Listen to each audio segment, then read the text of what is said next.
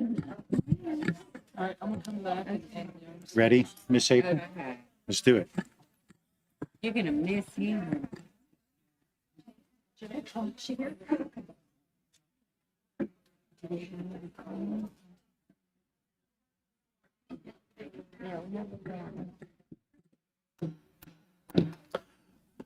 Please take a seat. I'd like to call to order this meeting of the East Baton Rouge Parish School Board for Thursday, August the 18th, 2022.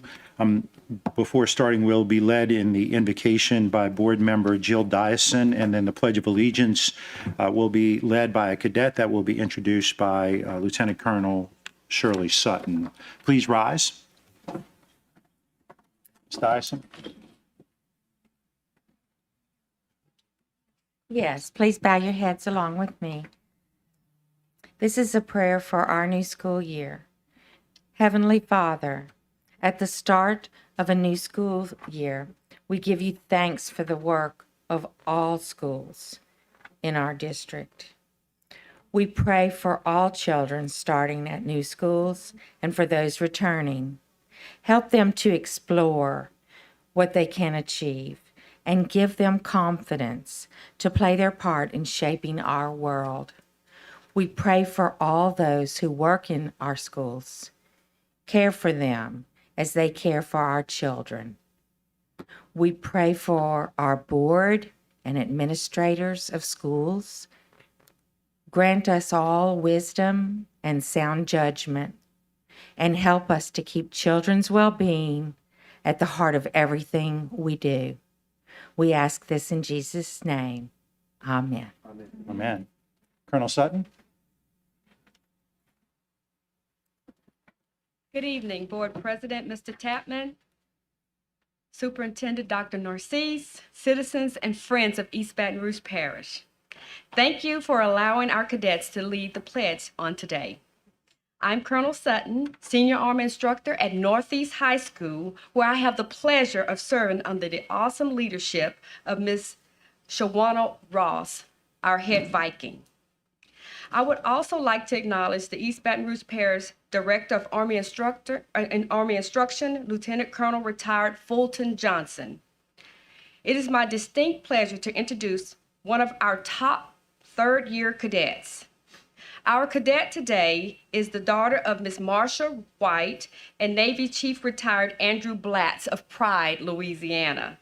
She is our S3 Operations Officer, and additionally, she has participated in the Honor and Color Guard teams for 3 years. Just this past year, she completed 2 summer camps, the JRTC Leadership Camp, and she served as a youth mentor at her church camp. She actively participates in junior achievement as a mentor. Her cumulative GPA is 3.1, but her goal is to improve her GPA to a 3.8 or better this school year. This diligent and well-mannered cadet plans to apply for the senior ROTC scholarship at Southern University, where she desires to major in nursing. Her favorite leadership principle is lead by example. She strives to lead by example every day in her school and also in the Pride community. Many describe her as compassionate and also a social butterfly. She constantly makes others feel welcomed, and she is always willing to assist others in need. Ladies and gentlemen, it is with great pride and respect that I introduce to you Cadet Staff Sergeant Dalen Lane Miller.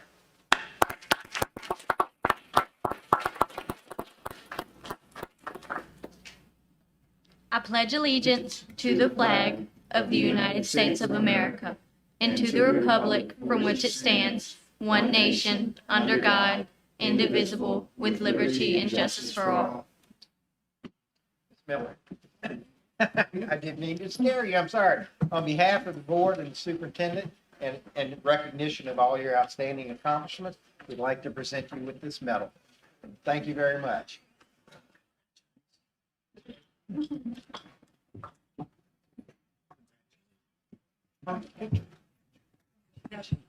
Over here.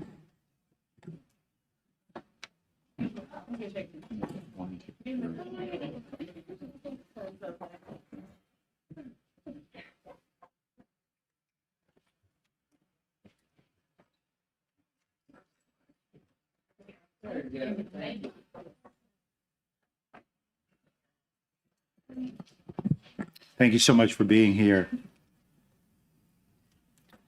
We move now to item A2, roll call. Madam Secretary, will you please conduct the roll? District 9, President Tatman. Present. District 4, Vice President Collins. District 1, Mr. Blue. Here. District 2, Mr. Lannis. District 3, Mr. Howard. Present. District 5, Ms. Ware Jackson. Present. District 6, Ms. Dyson. Present. District 7, Mr. Gode. Present. District 8, Ms. Bernard. Present. Thank you. We have a quorum. Can I ask everybody to make sure they're logged in to the meeting? It is active. Ms. Ware Jackson, I'm sorry, I'm just seeing your.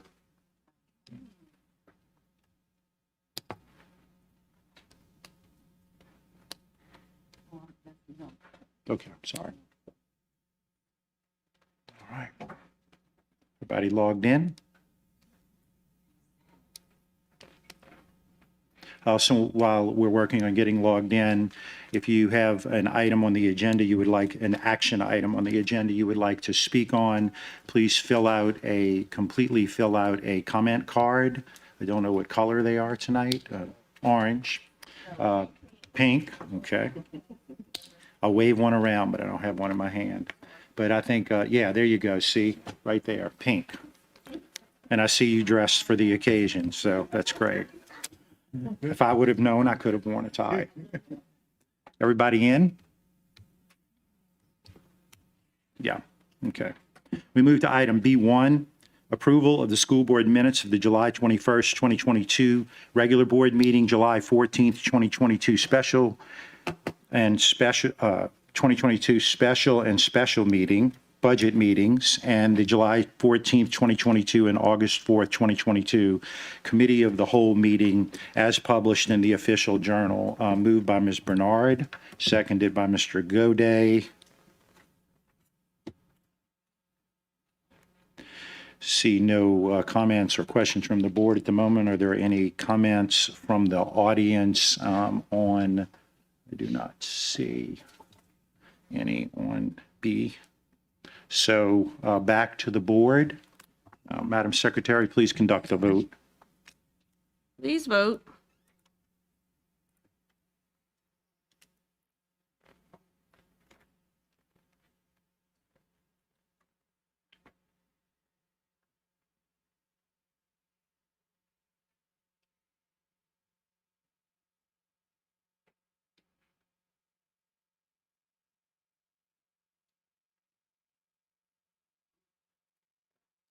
The motion carries. The motion carries and minutes are approved.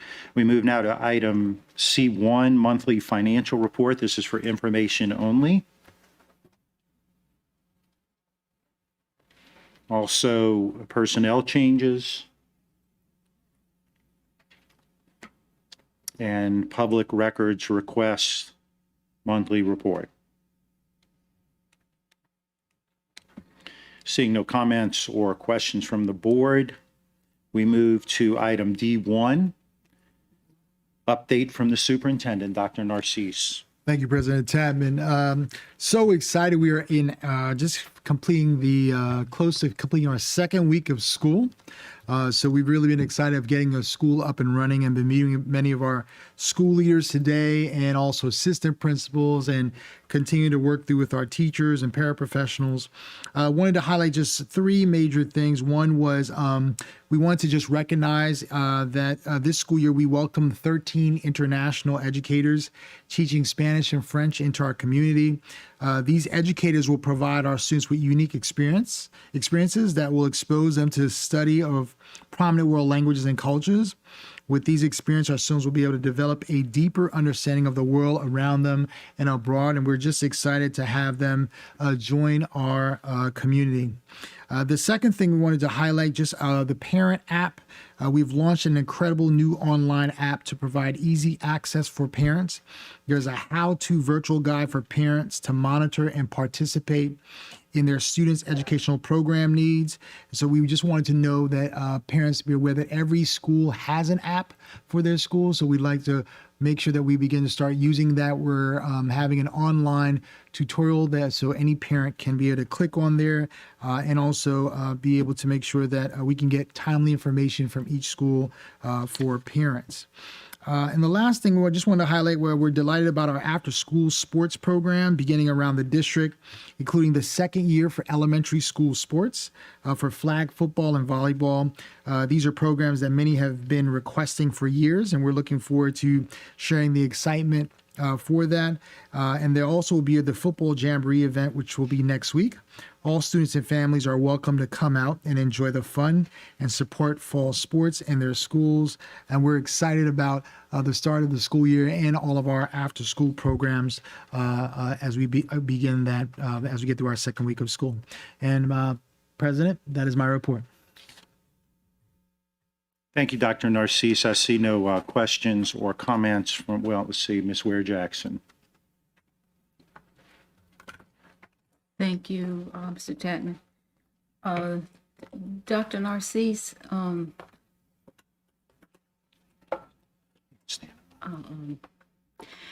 sorry, I wondered if you would comment on personnel. I've just noticed it's just a lot of resignations. Were we tracking? I know we'd spoken a while back about asking people, doing like a survey of, why they leave and where they're going. And I wondered if we're doing that, because I'm seeing a whole lot of it in the personnel report, and a lot of it is just switching jobs and personal. Yes, we are actually doing that. And you also should, on there, you also that we are also hiring a lot too. So we've usually had this number of transition every year around this. If you want more detail, I can have Ms. Hall. Can you come up for a few minutes just to make sure we can answer that question? And may just share with Board Member Jackson and the board what's usually the process as people exit. Yes. Hi, good evening, everyone. Nice to see everyone again. So I looked at the last 3 years, 2020, 2021, 2022, and looking at July and August. And since we're still in the middle of August, I'm going to share July's number. So the total number of resignation in July 2020, 34, 2021, 80, 2022, 56. In August, in 2020, it's 14. 2021, 63, and as of today, we're at 30 in terms of resignation. Anything else? So if you could just share, anytime we have anyone that resigns from the organization, do we do a yes. process for an exit? We do. In actuality, we try to be proactive. As soon as I hear what's going on, the mandate is we need to call. We need to find out, because it's something as simple as I just want to be closer to home, or someone said something to me that I didn't like. And if we're able to be proactive and get ahead of the situation, hence why if you look at the numbers, last year, July 63, last year, August was 63, and this year thus far, we at 30. And if July of last year, we're at 80. And this year's 56. We've been on the phones, manning the calls, reaching out, text messages, emails, whatever we could do to stop the leak. That's what we've been doing, being proactive with that approach. And we look for common trends too. Okay, yeah, I was just wondering, because, I've been visiting a lot in the last couple of weeks, and I know we reported we had, 70-something vacancies? 78. And in the schools, I've gotten some really high numbers. So, I wondered how we have a report of such a low number, but when we visit the schools, we're hearing a lot higher. So the number of 78 that we had on August 4th, that included with the 3 external partners, ESS, externs, and proximity. So there are outside partners that we partner with to get a physical body in front of a student, or in front of a classroom, I should say. So hence why there's 78. So you've been able to fill with some of these other organizations? Oh, yes, yes. That it was about 123 if my math served me correctly, but we've literally tried to reduce, use all our resources that we have at our disposal. And we've been starting this conversation like back in April with ESS to get ahead. We want it to be earmarked. So they literally earmarked about 91 for us alone. We got the most out of all the surrounding districts from ESS. So that's the ongoing collaborative partnership that we've been engaging in And conversations. if I could just add to that, because I want to make sure we clarify, I know there's different numbers that are sent out. When we put the coaches in, sometimes people are reporting the teacher of record. And so remember, coaches were in to fill in spots until we were able to fill in the vacancy. So there's variations on how the reporting tends to happen on whether they have staff or don't have staff. The way we've measured our numbers was whoever has a teacher in front of them, which could either be either a long-term sub, a coach, or any other position. So I just wanted to give context because there's been different numbers that have been going out. And when people see, for example, if they say there's 300 vacancies, that may not mean all teachers. And it may also mean like it could be the teacher of record. So teacher of record would be once you hire them, that's the actual teacher that you have that will be with them for the entire year. And so all those, I just want to give context to some of that information. So sometimes when reporting happens, those numbers tend to fluctuate depending on who gives what report.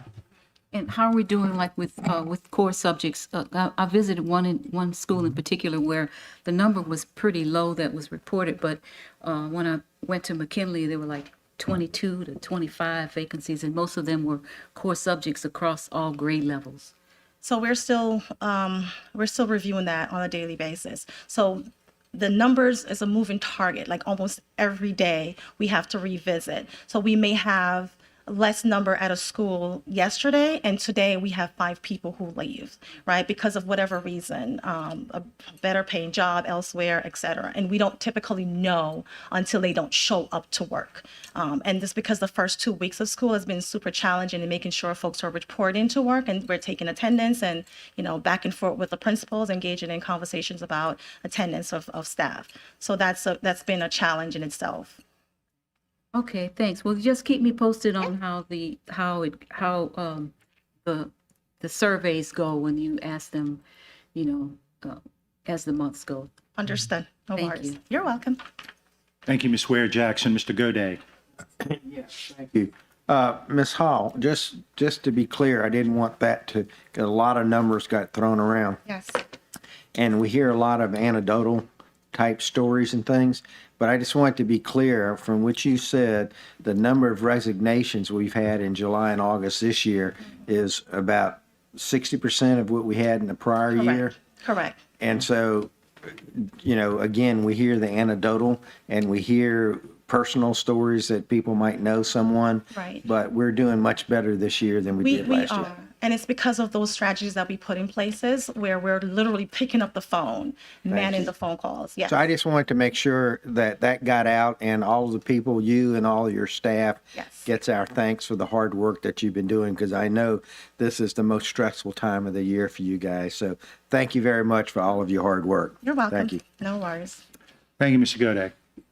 Seeing no other questions or comments from the board, we move to item E1, reports from board appointees to committees or agencies. Anyone have a report from a committee or agency that they work with for this meeting? I see none. So we'll move now to item F1, unfinished business. Item F, number 1, professional services contracts. Consideration of a request for the approval of a professional service contracts between the East Baton Rouge Parish School Board and the following. A, city year in the amount of $360,000 to provide support services, strategic alignment, student achievement funding source Title I. B, Achieve 3000 Inc. in the amount of $1,391,090 to provide professional development and student web-based activities, strategic alignment, student achievement funding source ESSER 2 Action 2. C, Castle in the amount of $50,000 to provide support services, strategic alignment, student achievement, and employee development funding source ESSER 2 Action 1. D, National Institute for Excellence in Teaching in the amount of $454,000 to provide support and professional development on school improvement best practices, strategic alignment, student achievement, funding source redesign. E, National Institute for Excellence in Teaching in the amount of $120,000 to provide support and professional development on school improvement best practices, strategic alignment, student achievement, funding source Title II. F, Rethink Ed in the amount of $175,000 to provide for social emotional learning and mental health support services, strategic alignment, student achievement, and employee development, funding source ESSER 2, Action 1. Do I have a motion? Moved by Mr. Baloo. Seconded by Mr. Godet. At this point, seeing no comments or questions from the board, we'll go to the audience, and we are on F1. And I'd love Miss Saunier, Miss Heidi Saunier. Hi and welcome.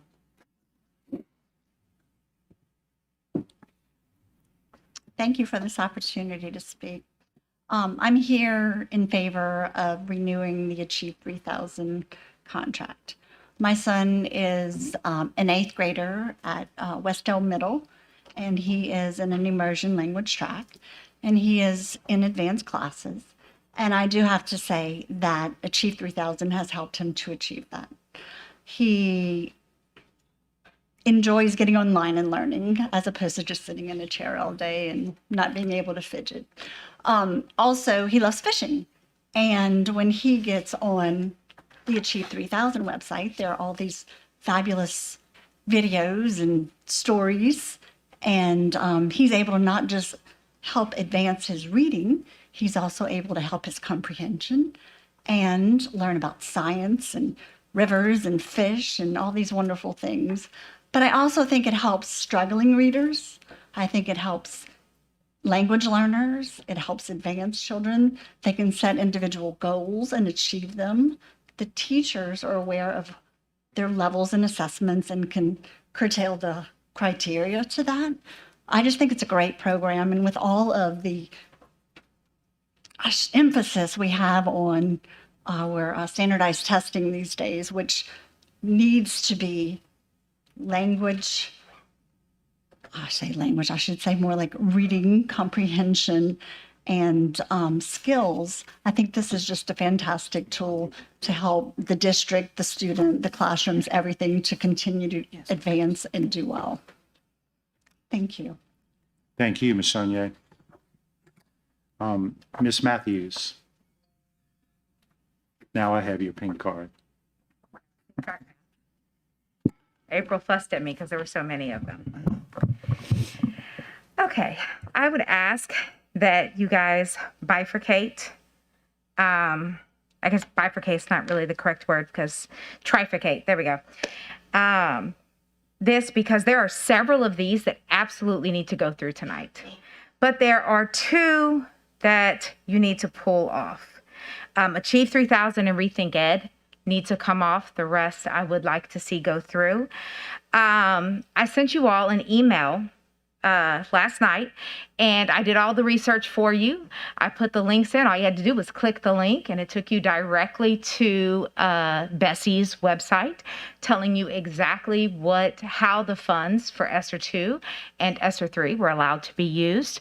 And it took you directly to the studies because they have to be evidence-based. Achieve 3000 is not evidence-based. Achieve 3000 has no discernible effect. In the one study done in 2018 that was done on 14,493 students, grades 2 and 3. Therefore, if we use ESSER funds, that is against federal regulation of ESSER monies. We can't use it. Okay. For Rethink Ed, it does not have a single study. So not only is it not evidence-based, it ain't even researched. But here's one bigger than that. regardless of what you think about that vote 60 days ago, regardless of what you think about the program, regardless of how much you think you like it, regardless of the fact that we all know SEL is important, I don't think any of us disagree with that. This board, even the ones who weren't present 60 days ago, killed it 60 days ago. The last 9 days, yeah, you did. If you wasn't here, you didn't vote. 60 days ago, we killed it. The last 9 days, every teacher in this district has spent 20 minutes teaching Rethink Ed that goes against this board, that is absolute disrespect to the authority of this board, because for the last 9 days, we have been doing Rethink Ed every single day, every single teacher in this district. That's against your authority, regardless of what you think about the program. That is disrespectful to you and your constituents and who voted you in, because Superintendent Narcisse wasn't voted for by the constituents of this district. Thank you, Ms. Matthews. Ms. Stell? Did I say that right? Stephanie? Yes, okay. And if I didn't explain, for those who haven't been here, you have 3 minutes. There's a clock. When you have a minute left, the yellow light comes on.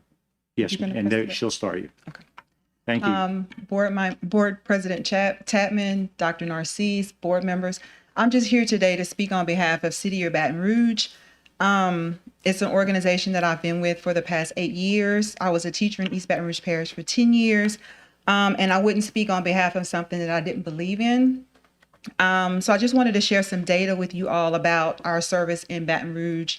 Last school year, we served in 4 of your schools.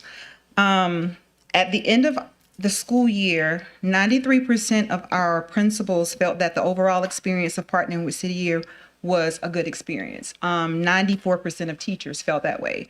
At the end of the school year last year, City Year had a positive impact in the school's culture and climate. 97% of teachers felt that way, and 94% of partner teachers felt that way. Even though we did get, was kind of disappointed when the contract did not get passed in June, it still has not deterred us from serving in East Baton Rouge Parish. We helped unstuff the bus. We helped to prepare for your back to school bash, and we were on the ground in that River Center running back and forth just like you all were.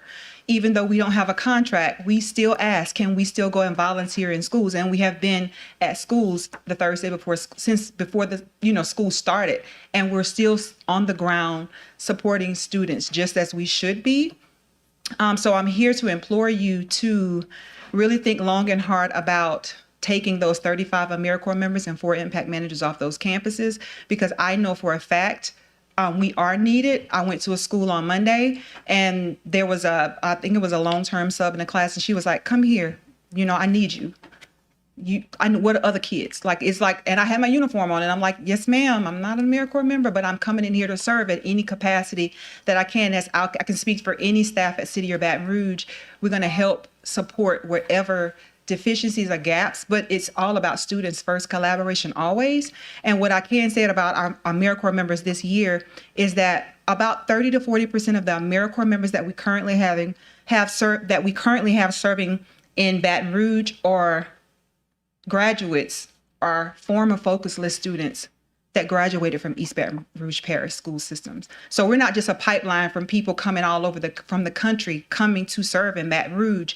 We've become almost like 13th grade, or a gap year for your students, our students, this community's students, to serve in schools. And not only are they serving, but they're serving and they're giving back because someone gave to them. So I would just ask that you please pass this measure, and so that we can continue to serve in East Baton Rouge Parish now and in the future. Thank you.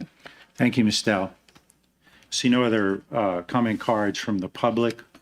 We come back to the board. Any questions or comments from the board? Ms. Ware-Jackson. Thank you, Mr. Tapman. I am so glad this package has come back. A couple of months ago, I was asking to separate items out of it because I had a couple of concerns, and that failed. I asked to send it to a special meeting because I knew we didn't have the votes to pass the whole thing after that failed, and the board still wouldn't allow, and so the whole thing failed, even with all the warning. But I am so glad that it is back, and especially for City Year, because I am such a fan of City Year. I love what they do in the schools, not only in the schools, but in the community, and just an outstanding organization. So I'm glad we have the opportunity to bring this back. I would ask if we could separate a couple of items out. I hate to not vote for the whole thing. I do have concern about the Achieve 3000. That was the item that I was concerned about a couple of months ago. And if we could allow to pull that out, especially with that new information around what Bessie actually requires. This is new, and that's concerning to me. I do like to stay within the line, so to speak, and without it being evidence-based, although I do appreciate the testimony from the parent. I'm sure that it has helped, but I am concerned about where we spend those ESSER dollars, especially when Bessie's given a certain direction. So if I might be able to make a substitute motion that we pull those two out and vote on them separately. Ms. Ware Jackson has offered a substitute motion. Is there a second to that motion?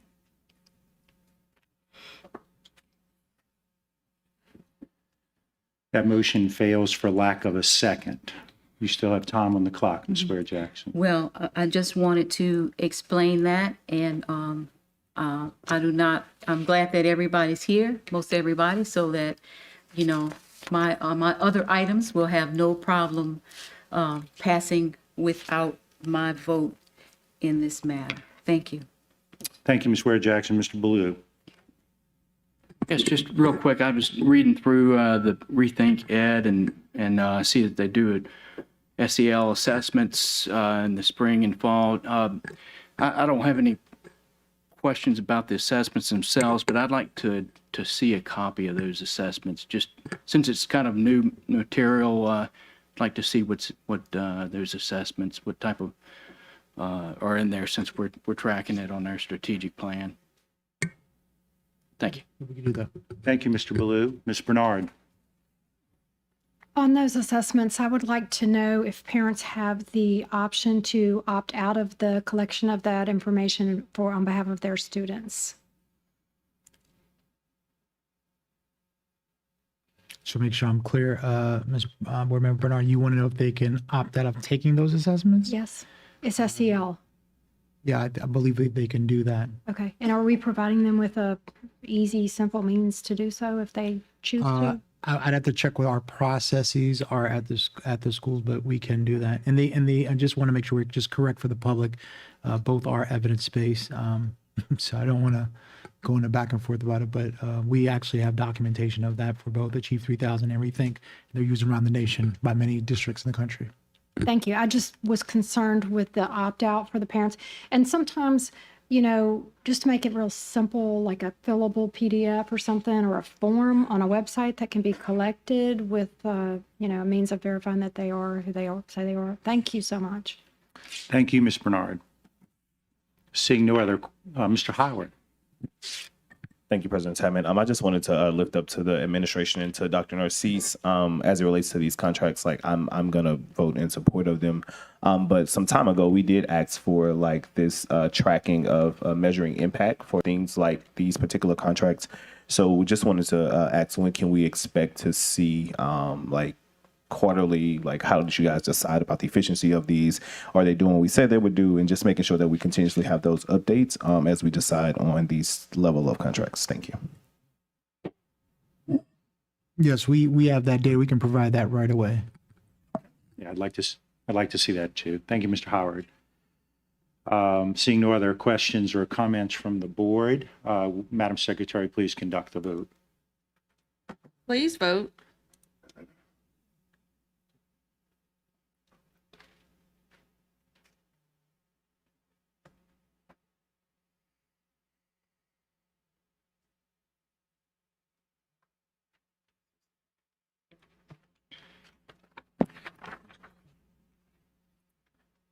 The motion carries.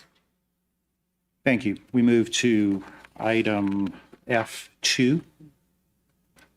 Consideration of a request for the approval of the Pathways to Bright Futures expenditures. Moved by Mr. Lannis and seconded by Mr. Goday. Am I missing something, Ms. Ware Jackson? Oh, we were just trying to see the vote. Okay.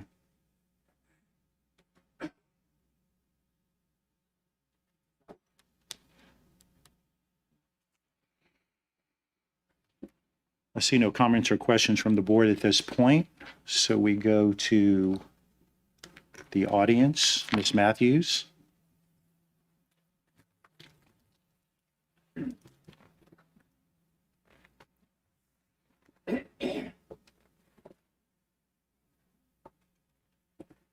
The state law requires parents, children, and the counselor have a choice. I would 100% be behind this plan if Dr. Narcisse would openly on record admit that children and parents have a choice. Even though I don't know where the money is going to come from, I would be behind it if you admit on record there is a choice. Right now, there's a child at Liberty that the mom called Liberty. I don't want my kid in it. They said, you don't have a choice. The parents have to sign a permission slip, don't they? Yeah, they do. That parent's not going to sign it. So what you going to do? We have a parent, a 13-year-old at Woodlawn High being forced to take the AP class. That's not what the parent wants. They can't even choose the dual enrollment or the AP, which is part of supposedly your option of the choice, which isn't the state law. There's no choice. It's a 13-year-old. The parent doesn't want that. There's at least one family at McKinley with a senior that only needs one class to graduate, but instead of her being placed in the instead she was being placed in the DE, she was given a bunch of classes she doesn't need. These kids aren't being given a choice. State law mandates the choice. I'd be 100% behind it. It's a good plan. And the vast majority of this board has agreed they like it, except for the mandate. But yet you fail to admit that it's not mandated. There's one school in this district mandating it, and that's simply because of who his wife is.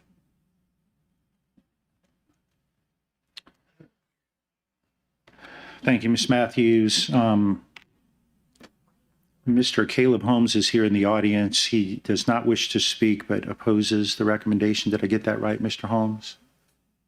Yeah, okay, I got it right. Thank you.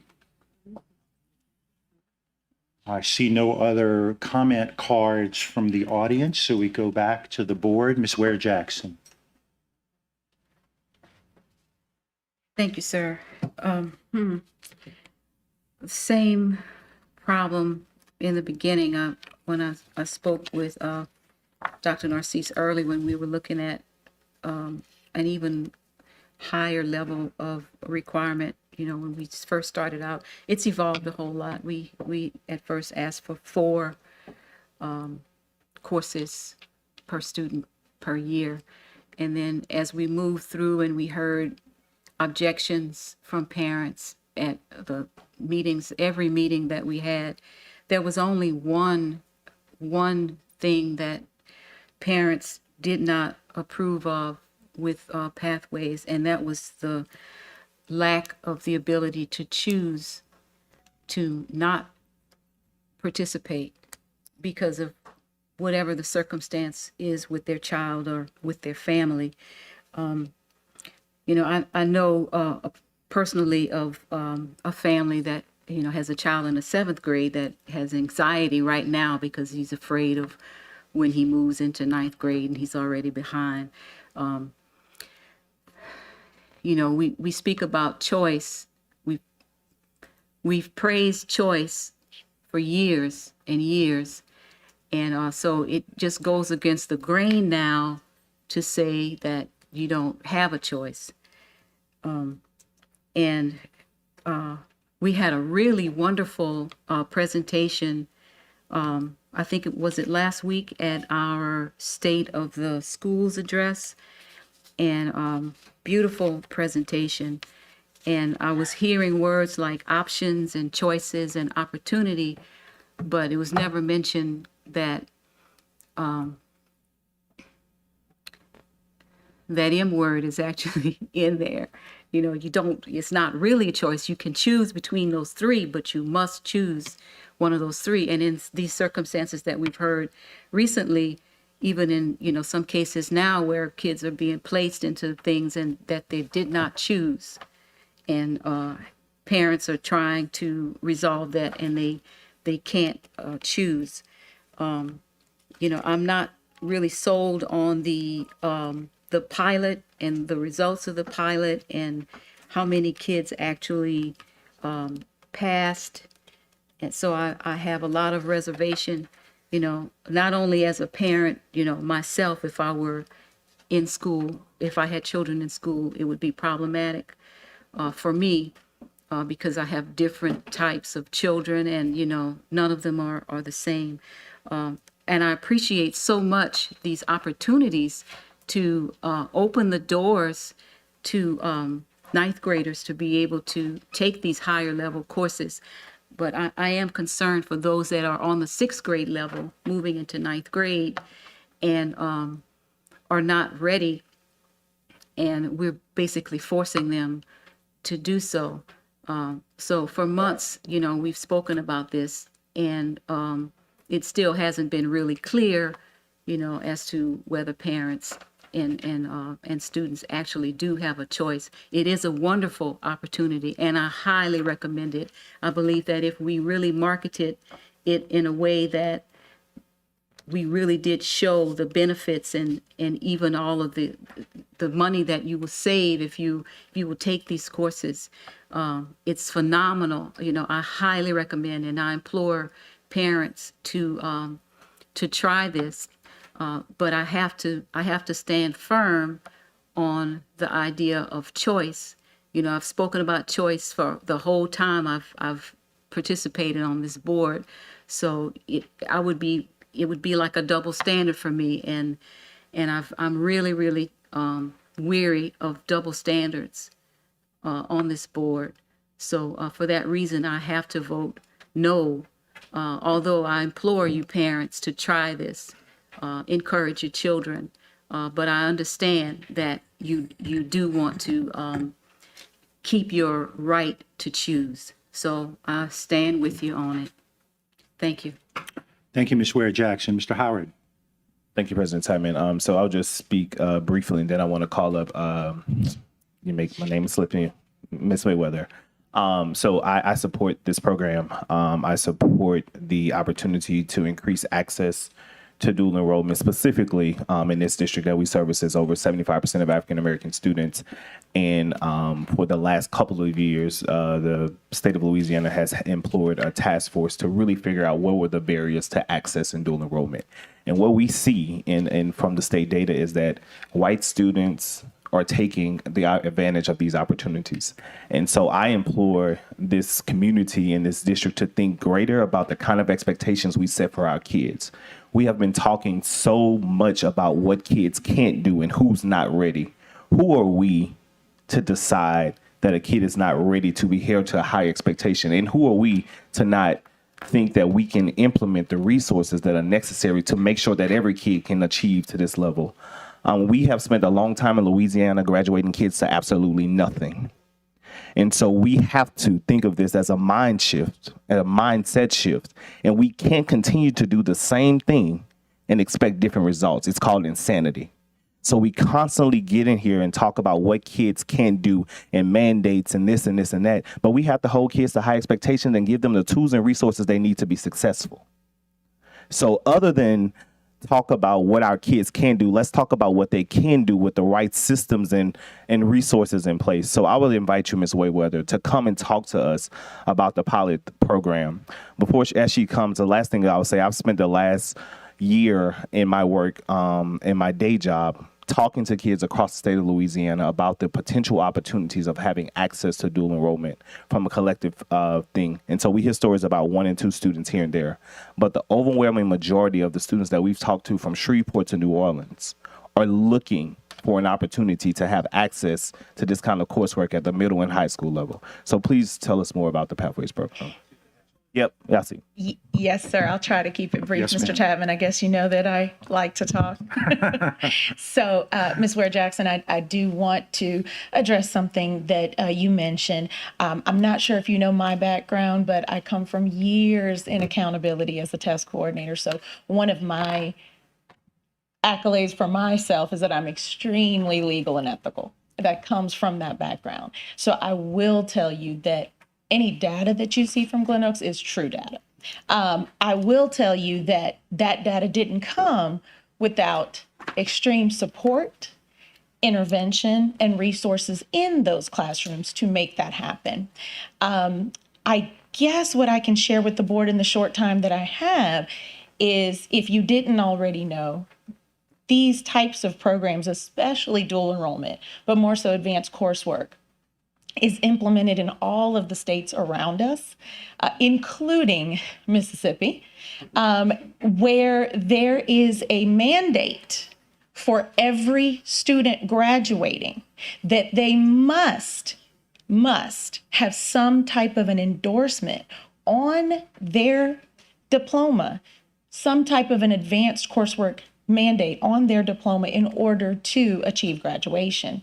That can be through CATE or CTEC type courses. It can be through AP or dual enrollment courses, but there must be something that allows them to walk out of high school without a basic diploma, so that that state and those districts are sure that they have put their students out to be able to do something when they leave high school. So that is a lot of what we are trying to do here with Pathways to Bright Futures, is just to give our students some type of an advantage, whether that be dual enrollment, whether that be an associate's degree, whether that be some type of credit that allows them a leg up when they are going out into the workforce or into college. And that's really all this is about. In summing up Pathways to Bright Futures, it is an opportunity and there is a choice. I don't typically speak about personal student or family data, but since Ms. Matthews brought up a couple of instances, I will tell you that that student at Woodlawn has been given their choice of DE and has been taken out of the AP. And I will tell you that that student at Liberty, those families did have a choice. They had those choices through the Pathways to Bright Futures surveys that they were given prior to them enrolling. And I will tell you, though, as an administrator or anyone on a campus, you do have to make that work within your master schedule. So offerings and choices have to work together in unison. Thank you. Thank you. Thank you very much. Mr. Lannis. Thank you, Mr. Howard. Thank you, President Tapman. Choice. I'll just start off by saying 5 words. You had to be there. You had to be there to see Glen Oaks and its students before the program was there, and we saw the results that we're now seeing currently. You had to be there to see the struggle that parents went through for years without any interventions taking place. You had to be there to see the teachers that stressed over and over and over every single year how tired they were because they had to put in extra legwork because there was a lack at the school. Ms. Mayweather, Principal Signator, if you're listening right now, my hat goes off to you because I've seen the work. I saw the data and I saw it from day one. When you talk about options and we say we don't have choice, I just find it hard to believe they say that there's 3 options, but there is no choice. And from the district, I will honestly say this. You guys have said from the beginning that you're going to continue to expand this program, but it has to be rolled out in a way that you can scale it properly so that you don't miss out on students that actually do have a need. But we're not talking about that tonight. My next question will be, Prior to dual enrollment expansion across our district, what was the choice then? AP? But some families can't afford AP courses. What was the choice then? To continue to do the same thing, we're not going to get any return on our investment. We have to try something new.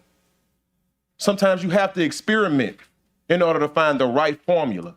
I believe in this plan, and you all have to continue. I'll leave you with this when you talk about dual enrollment. 48% of our students that are Black graduated without a basic credential on their diploma. Let that register again, 48%. This isn't about race, but the majority of our school district looks like me. 48% of those students graduated without a basic credential. That means by the time they graduated and received a diploma, they were unemployable. What are we selling our families? What is the return on investment that we're not willing to go the extra mile to give them what they want and what they need? I implore all of my board members to please vote yes for this. Not for us, not for the politics, but because our students deserve it. They deserve to walk across the stage with a diploma in one hand, an associate's degree, or an industry-based credential in the other. They deserve that. Our community deserves that. Because if we don't build up our workforce, they're going to leave the state, and we'll never fix the problems that we have. Thank you. Thank you, Mr. Lannis. Ms. Bernard. Thank you, President Tapman. I want to thank my colleagues for their comments, Mr. Howard and Mr. Lannis. I really appreciate your support of the program. Superintendent Narcisse, I think there is some fear from parents around having their young student taking a course that they may be afraid that they may not do so well in. I had always heard that there were certain AP courses that were easier to pass the test on, one that I heard, and I don't want to, I just think that age appropriate and developmentally that students maybe are more ready for certain courses. World geography may be for one student, where another student may need a computer science AP course or even science or math, calculus AB or something, because they are advanced in that way. Myself, my own son went through the gifted program and Baton Rouge Magnet High School for 3 years. And I would have loved for him to, he did come out with a lot of APs in dual enrollment, not because he got it in middle school or anything like that, but he just chose to take them from 10th grade on up. But I would have liked for him to, he's a software engineer programmer, and I would have loved for him to have some of these industry-based certifications. And because he doesn't have those certifications, even though he went to a college out of state and everything. So I really want to support this program. And I want you to, can you give me a better idea of how a parent, a guidance counselor, and a student might sit down together? Can someone give me an idea of how they might sit down together and make a decision about what is the most age-appropriate course for their student? Thank you, Ms. Levatino. And I don't want to use up too much of my time with this, but I just think that there's some way to allay some of their fears. Thanks. Good evening. Okay, I'm going to keep it quick, Mr. Tapman. All right, so Ms. Bernard is correct in what she's saying in terms of there are some courses that we know there's some variance between them. And so it wasn't like you had this one AP choice and this one DE choice. And so in some cases, we had some younger students, we had some students that may have felt that I'm better at art. And so we put out more DE options in terms of you could take DE speech, you could take DE art, you could take the world geography if that was okay with you. There was Spanish, there was music, there were a bunch of different options there. With AP, because that's College Board developed, there's a smaller plethora of options for 9th grade students, because we also have to work within what points to an LDOE course to get the student credit, because as a 9th grader, you don't want to really pack them with things they can't use later on. So in that case, you did have the option for AP Computer Science. You did have the option for, and some took that, you did have the option for AP Psychology or AP Hug. And then in terms of how we got to that point, we did put out a survey for the students in 8th grade and worked with those counselors in the middle school area to get those students to kind of look at what they would like to choose. We also paid attention to, there was a percentage of students that said, I don't know what I like to choose. So to follow that up, the counselors also came back to provide a recommendation based on their observations with the students. We sent home a course exploration letter to the families in conjunction with their IGPs that stated what the student chose in their survey, just in case mom wasn't with them when they chose it, or dad, and what the counselor recommended, and also with the IGP piece that went home with them. So that kind of encapsulates the process very quickly. Thank you, Ms. Levitina. That really did answer more than what I asked, and so I don't have any further follow-up. Thank you. Thank you, Ms. Bernard. Mr. Goday. Yeah, I just want to mention two items. One, we hear a lot about this, and I want to piggyback on what my colleagues, Mr. Howard and Mr. Lannis, talked about. I'm looking right now at a thing done by EdSurge, which is a national organization, and they did a report called Research Priorities for Advancing Equitable Dual Enrollment Policy and Practice. I'm going to just read a quick excerpt from that. The report highlights the fact that there is less participation in dual enrollment programs amongst racial minorities, low-income students, boys, English language learners, students with disabilities, and youth who are in foster care or experiencing homelessness. Additionally, access to dual enrollment programs is less available at schools that serve more low-income students and students of color. That is the truth. You can't deny that that is not the truth of what we had. Now, I also want to talk a little bit about mandatory. I keep hearing that word mandatory. We have a lot of classes that we teach to our students that are mandatory. It is mandatory to take English to graduate. It is mandatory to take some math courses to graduate. It is mandatory to take some science courses to graduate. Those mandatory courses are set by the State Department of Education, but those are really a minimum criteria of what we need to do and what our students need to come out prepared to handle. And the last time I looked, Louisiana was ranked, I think, 49th out of 51 51 groups in education. Do we really want to follow what is the minimum standards in a state that's ranked 49th? Is that being what we really want to give to our students to go out and prepare to compete in the world? So if we have something that's reasonable, but we're really trying to push on them, that is really helpful for 99.99% of the kids out there, there's a lot of things in this world. It's mandatory you stop at a stop sign. It's a good thing. So mandatory doesn't mean bad. It means that we're raising the standards, as my colleagues have talked about. So I fully support this program, and I will do everything I can to make this program successful. Thank you. Thank you, Mr. Goday. The board is clear. Ms. Dyson. I just needed some clarity on kind of training for our employees on school site, and when, because I was actually privy to this situation, and so when you don't have any additional seats left and you're telling a student what then they can do, do we have some advanced training that's going to happen with all of those site coordinators? Because this was a mishap and should not have happened the way that it did. And we definitely need to own that.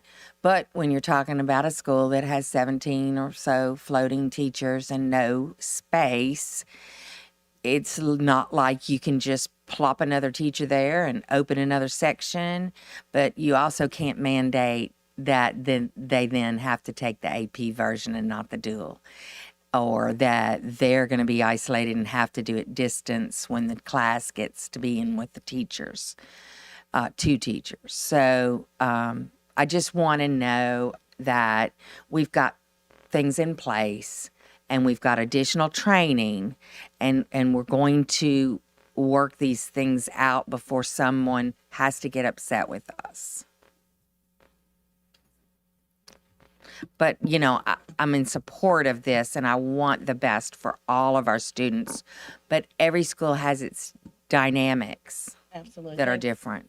Thank you. Good afternoon. Good evening, everyone. Thank you. So yes, Ms. Dyson. So before the school year began, those academic program coordinators you're speaking about actually went through a week-long training where we preemptively discussed some of these things that might have occurred in the school to make sure they were prepared.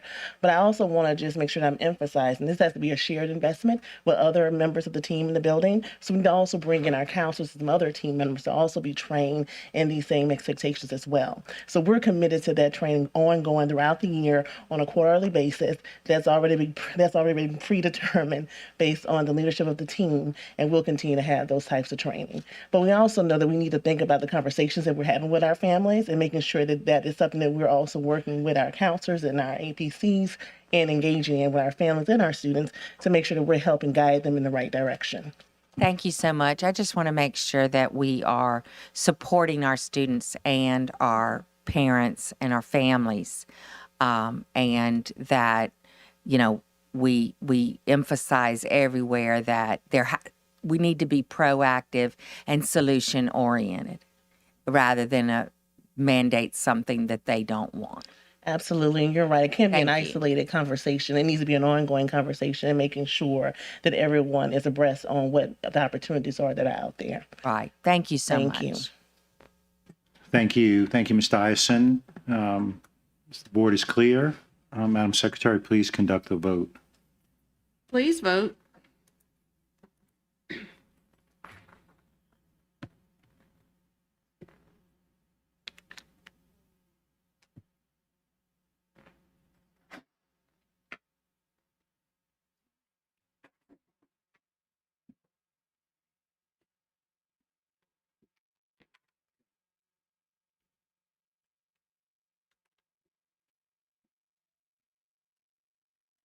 The motion carries. Thank you. We move to item F3, consideration of a request for the approval of the following updated revised job descriptions as referenced in the document, amended, updated, revised job descriptions, strategic alignment, operational excellence. Do I have a motion? Moved by Mr. Lannis. Seconded by Mr. Baloo.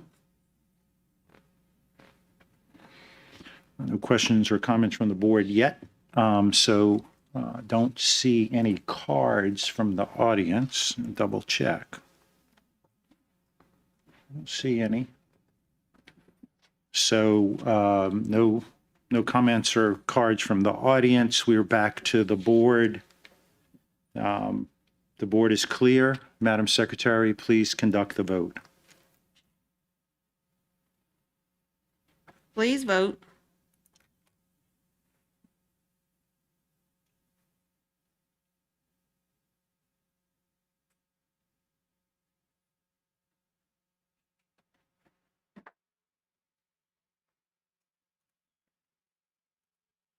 The motion carries. Thank you. The item is approved. We move now to F4, consideration of a request for the approval to eliminate the obsolete job descriptions as referenced in the document, eliminated job descriptions, strategic alignment, operational excellence. Do I have a motion? Moved by Mr. Howard, seconded by Mr. Godet. I don't see any questions or comments from the board at the moment, and I don't have any cards from the audience. So we come back to the board. Mr. Howard.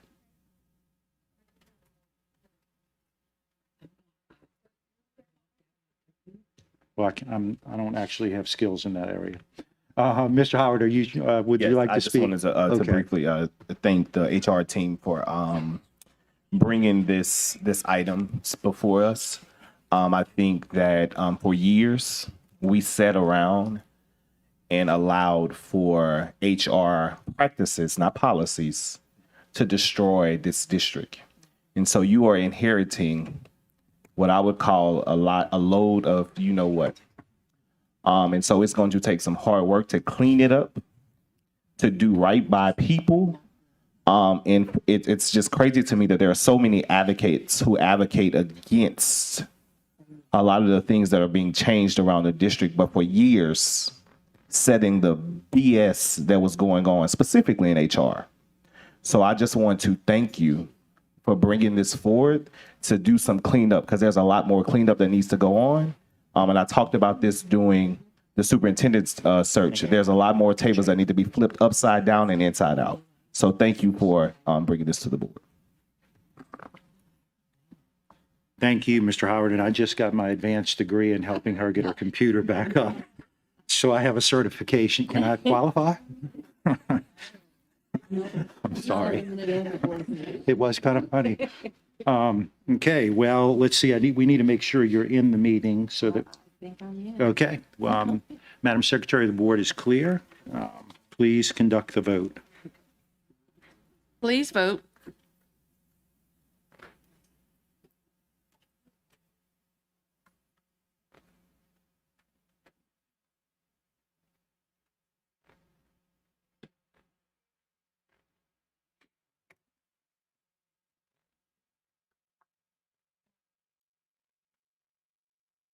The motion carries. About that.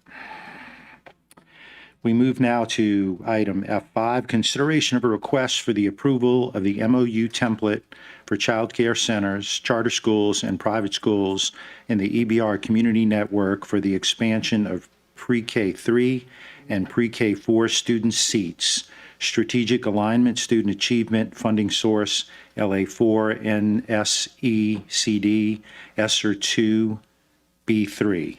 Do I have a move by Ms. Dyson, seconded by Ms. Bernard? Mr. Lannis. I just want to say I'm happy that this measure is coming back to our board. It is fine time past due date for us to expand pre-K across our district. The state took the first step. Now it's time for locales like ourselves to do the next step. So I just implore, all my colleagues to let's vote in favor of this so we can expand and give our kids a fighting chance. Thank you. Thank you, Mr. Lannis. Ms. Ware-Jackson. Thank you, President Tatman. I am so excited about pre-K, especially when we're talking about high-quality pre-K. The more pre-K we can have across the district, the better. I'm looking forward to seeing pre-K in every neighborhood school that will attract our neighborhood people back into our neighborhood schools and really expand our whole program. So I appreciate this so much and excited to see pre-K, more pre-K. Thank you. Thank you, Ms. Ware-Jackson. There's a lot going on up here. Seeing no other comments or questions from the board, we go to the audience, and I have two cards. Ms. Darden.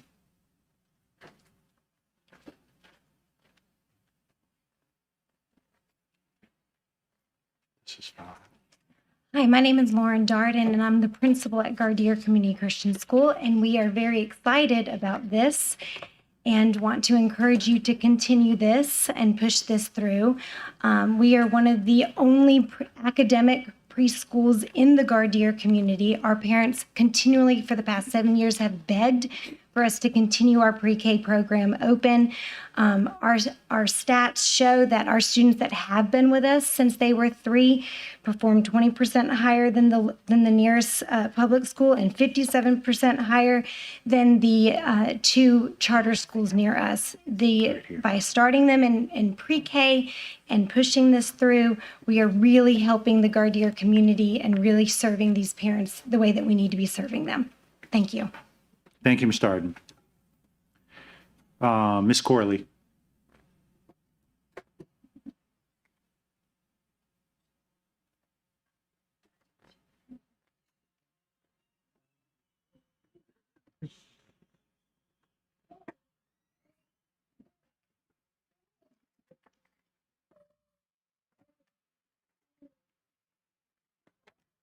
Greetings. Our display not working up here on the podium, but I am not happy about the pre-K expansion. Reason being is we're not expanding seats for individuals with disabilities. I've spoken with several parents of children with disabilities that could not have their children go into our schools because there's no pre-K seats that's in their community. So the pre-K seats are actually left at daycare centers. And that's not fair to our children. I'm not sure if you understand about Medicaid transitions when it comes to our children with disabilities that are in early steps, but those children matriculate from early steps before the age of 3, and they're supposed to come into our school system. And our school system actually receive funding, federal funding for that. Well, when we don't have the seats for them and don't make them a priority, then they're having to stay inside of a child care center. And then they also have to receive services such as speech, occupational therapy, etc., courtesy of our school system. We can fix this by allowing every single school, elementary school, have pre-K seats for our children with disabilities. That will keep children with disabilities from being bused all over the place as well. And then we won't have such a fiasco like what we had recently with the transfer center as it related to transportation. So I'm asking that if we're going to expand pre-K, that we make sure that we have those seats for our children with disabilities so that they can receive services and we make them a priority, but also that we provide the proper supports. The supports is just as equally as important as it is that seat for them to actually be able to come into our school buildings. So let's make sure that that's a priority and that we give those staff members the monies so that they can actually provide the needed services to our children. Thank you. Thank you, Ms. Corley. Ms. Emery.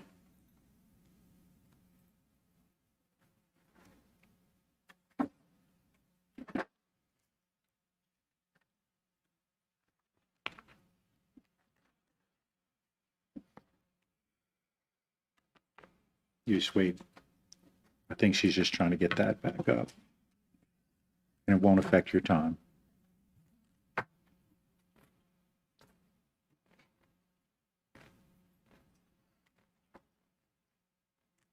Thank you. Ms. Emery? Good evening, Superintendent Narcisse, board members. My name is Tara Emery. I am the owner and director of London Bridge Early Learning Center. And I'm here to ask you guys to vote in favor of the MOU for pre-K expansion. You probably already know this, but under Act 3, participation in the East Baton Rouge Early Childhood Community Network, which is our lead agency, is required for child care facilities. So if you're familiar with Act 3, you would understand the roles and the responsibilities of the lead agency to private child care center owners, private schools, Head Starts, and other participating providers. I'm here tonight because my site is a recipient of the first licensed micro center at Westminster Elementary, where last year we housed 23-year-olds that left there and actually are students now, a few of them at Westminster. The program was very successful. Throughout the school year, we also partnered with EBR with some diverse delivery seats at my center in Monticello, and we had about 26 students there. I had families calling to have enrollment for this access all throughout this summer. So right now we have over 100 children on a waiting list that are wanting to be in this program. So I'm asking you to please vote in favor of the MOU. It's very needed and necessary. Thank you, Ms. Emery. Ms. Holloway.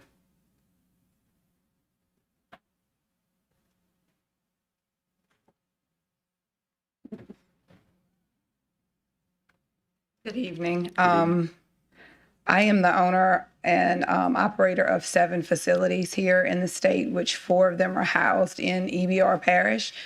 This past year, with the micro centers and diverse delivery, we were able to help over 160 kids in this program that otherwise would not have had any instruction. They would have been home with grandparents or no telling where they would have been without this program. And I think that EBR is doing something that a lot of parishes are not doing. I'm in 5 different parishes. And so we've been getting calls from different parishes to see like how this is working, and they're trying to duplicate what's being done here, what Dr. Narcisse decided to let's do this. And so I really thank you guys for being the first in doing this, and it's very needed, and it needs to continue, and it definitely needs to grow, because just like she said, there's a lot more kids that want to be on this program and that we need to help.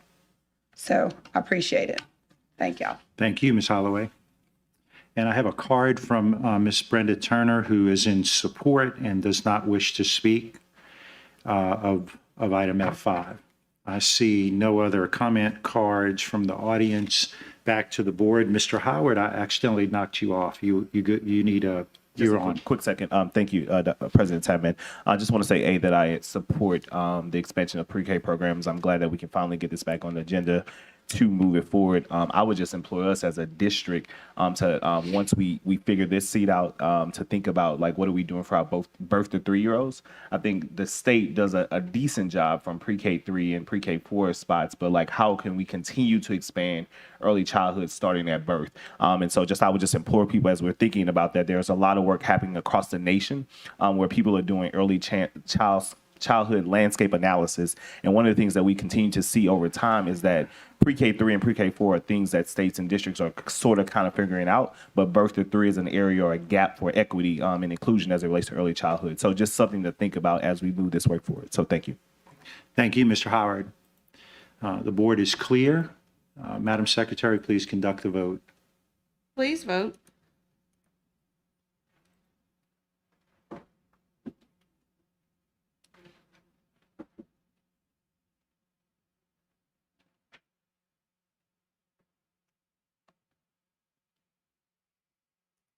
The motion carries. Thank you. We move now to item F6, discussion consideration for the approval of a resolution for the adoption and ratification of the Ware Collins Plan 111 redistricting plan. Ms. Ware Jackson. Is that for you for a motion? Yeah, Okay. I would like to move to defer the item to the September Committee of the Whole.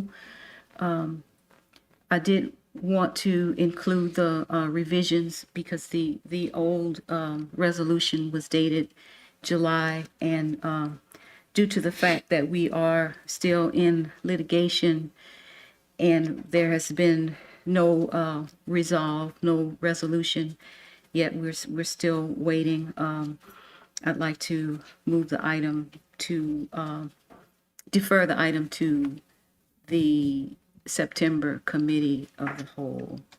Is that? Well, I believe actually, Ms. Ware Jackson, might be more appropriate to defer to the regular meeting. Generally, we don't approve items for finality at the Committee of the Whole. So Yes, are you okay with that? Yes, I'm So fine. the regular meeting in September. Is there a second to that motion? Seconded by Mr. Lannis.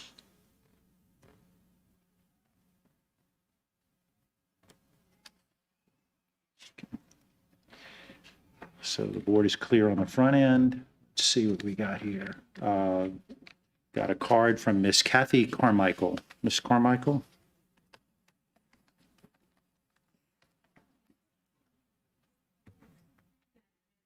I know where Jackson has deferred this item, but I just wanted to state for the record that the map that the school board is currently using is the 2014 9-district map that's based on the 2010 census.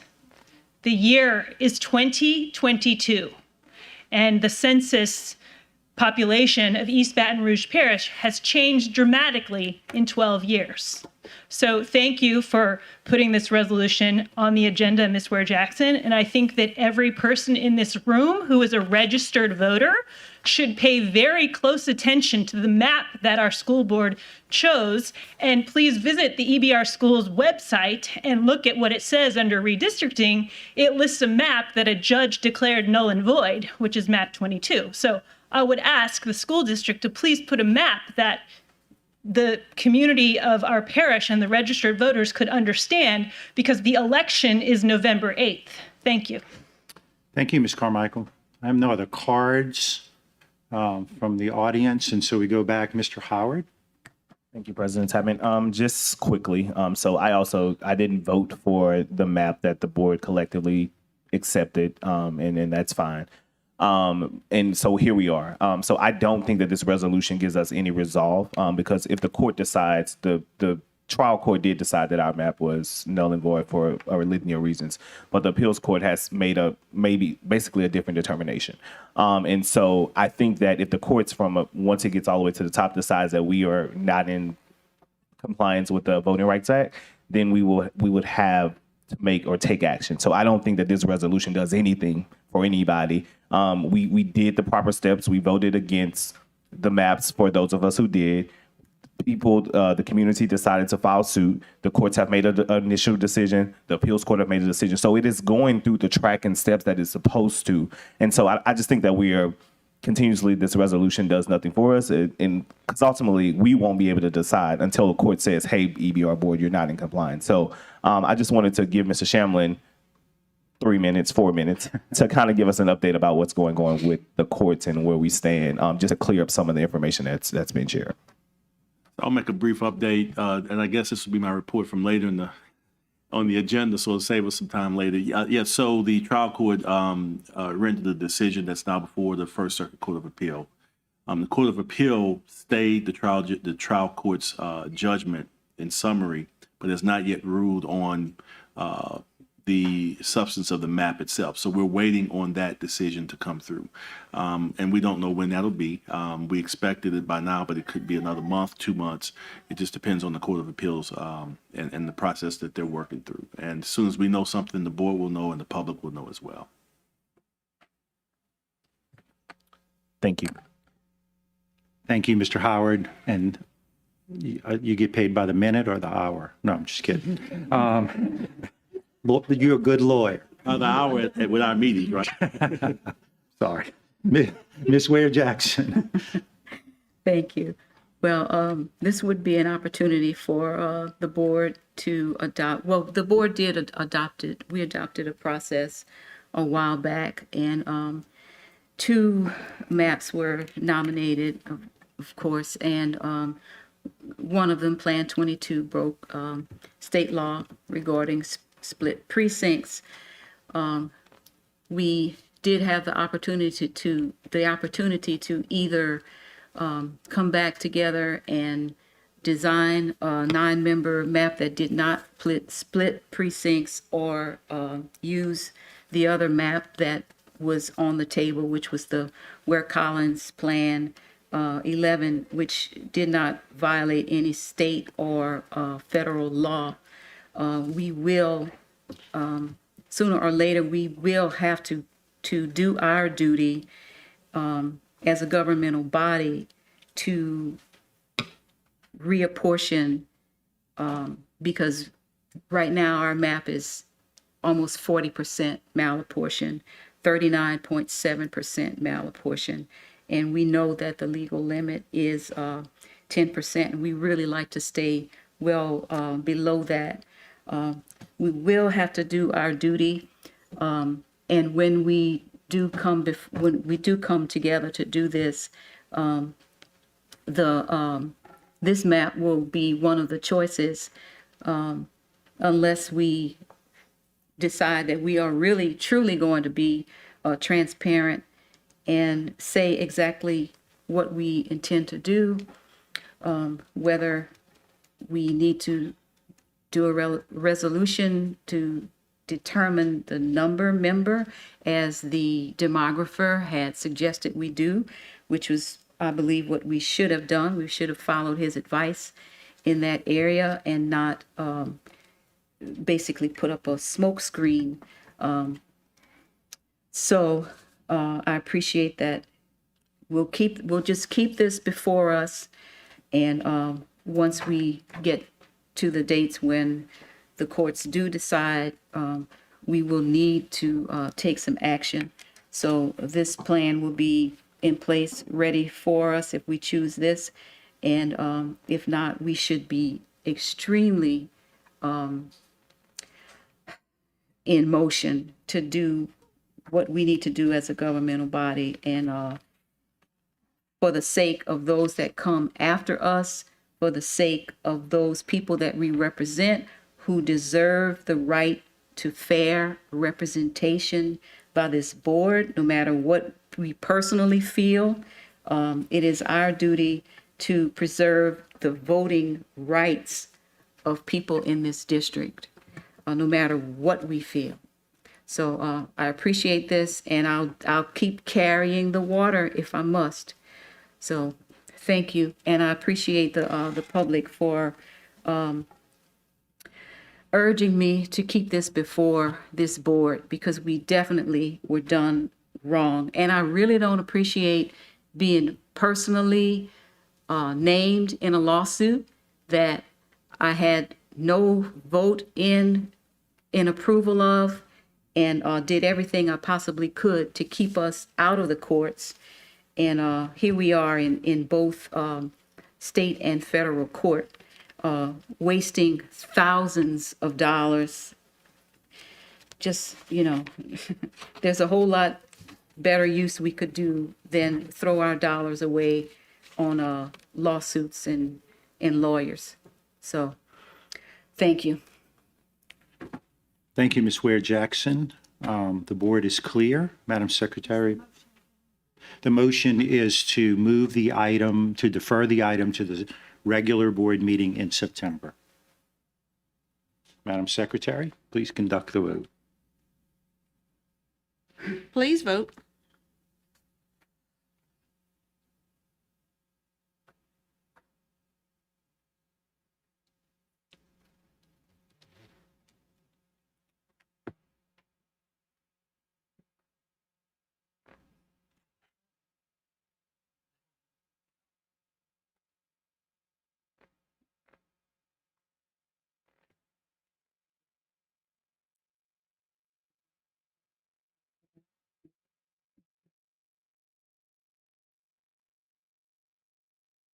The motion fails. Motion fails.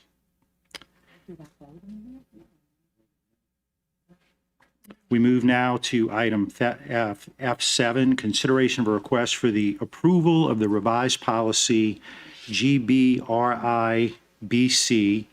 COVID emergency leave, strategic alignment, operational excellence. Do I have a motion? Moved by Ms. Bernard, seconded by somebody. Mr. Baloo.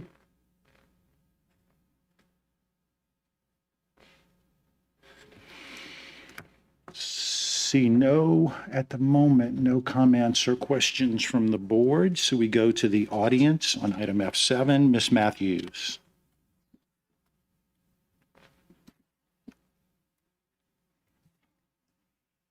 I first want to thank you that this is retroactive to July 1. We had a lot of people get COVID during the PD week. I do want to ask, there were several board members that requested medical information from different administrative people to see if, about this variant, to see if you received it. I also want to say I do appreciate Ms. Dupre. She's dealing with a lot of changes daily, and she's getting those out to principals and different things like that. But again, this variant does show zero immunity from having it. So you can get it, and a couple weeks later, you can get it again, a separate infection of it. So it's not like the other variants where that gave you a couple months and then you got the next variant if you got it. So our bus drivers, who are basically in a capsule of 60 kids, not wearing masks anymore, just in a petri dish of COVID. Okay. Our paras, our teachers, our nutrition workers, we need more because we still have regular illnesses. We still have kids. We still have doctor's appointments that we need our regular 10 days for. So if we get COVID more than once in a year, that means those checks are going to be docked. We already have a major teacher shortage. Counting substitute teachers that are in a classroom as not a vacancy is not really not a vacancy. Those are subs. It's still a vacancy. There's 300 vacancies. Okay? We need teachers. If we're going to have people leave, more people leave if they're not going to be able to, if they're going to run out of sick days because they've gotten COVID more than once. We need to protect our teachers, especially now that LDH has changed the requirements for kids that are exposed. They're going to be in the classroom with us, exposed. Thank you, Ms. Matthews. Mr. Holmes.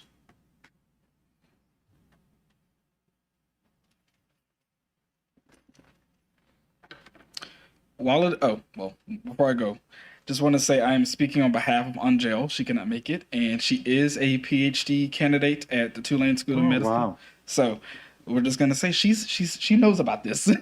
So while it is tempting to return to normal as quickly as possible, we must intentionally and deliberately choose and think about what part of normal do we actually want to return to. Returning to the pre-COVID normal of bringing people in is not the type of normal that we want to return to.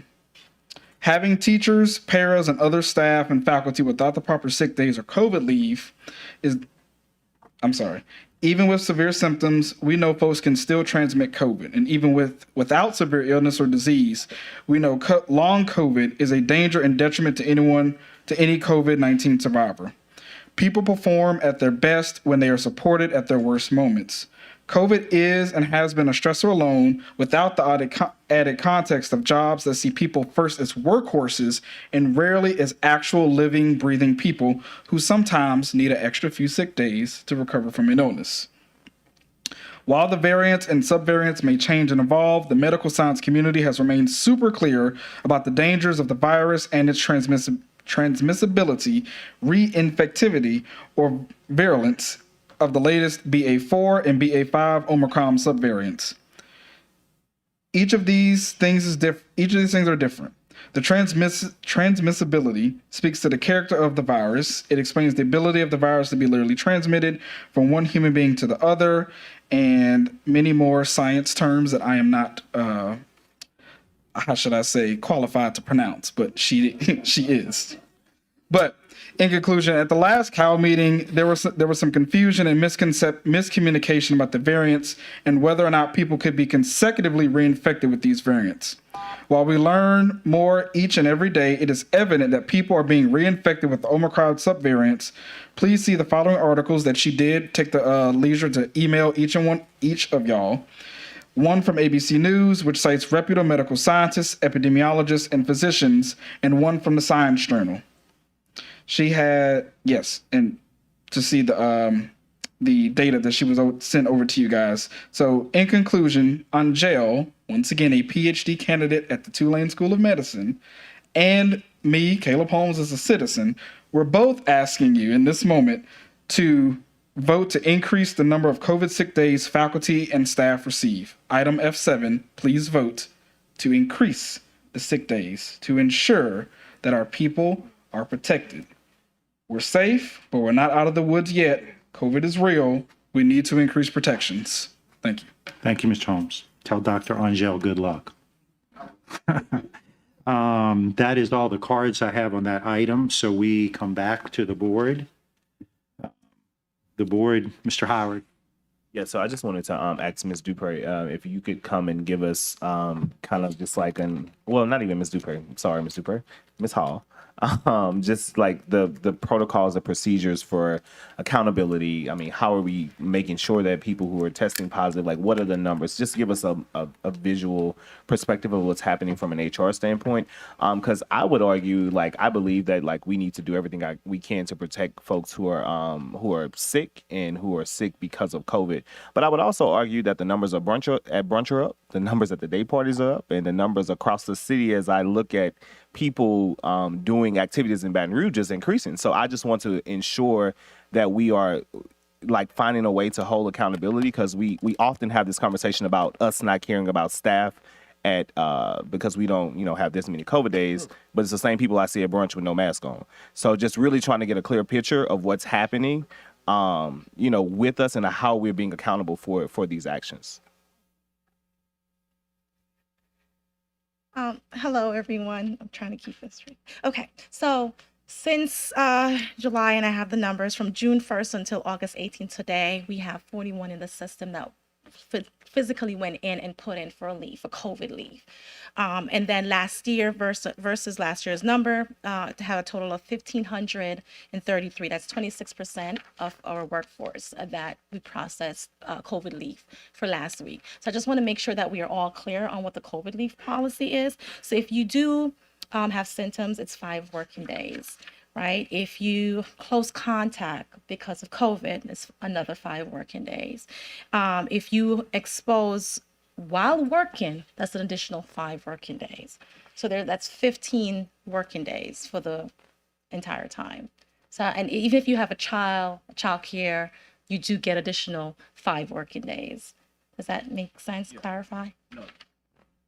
Thank you, Ms. Hall. That clarifies. I just really wanted to see, because I think that like right now, for COVID for the longest, we've had to deal with like where we are now. And I agree that variants have changed throughout time, but these policies are also amenable. And so like if we see that there's an uptick in cases and there's an uptick in all of these things, like we can make or have special meetings to make emergencies to increase the amount of time that people are leaving. I'm just saying that it seems like, I know we're not at a normal state. I know that the world will never be pre-COVID days.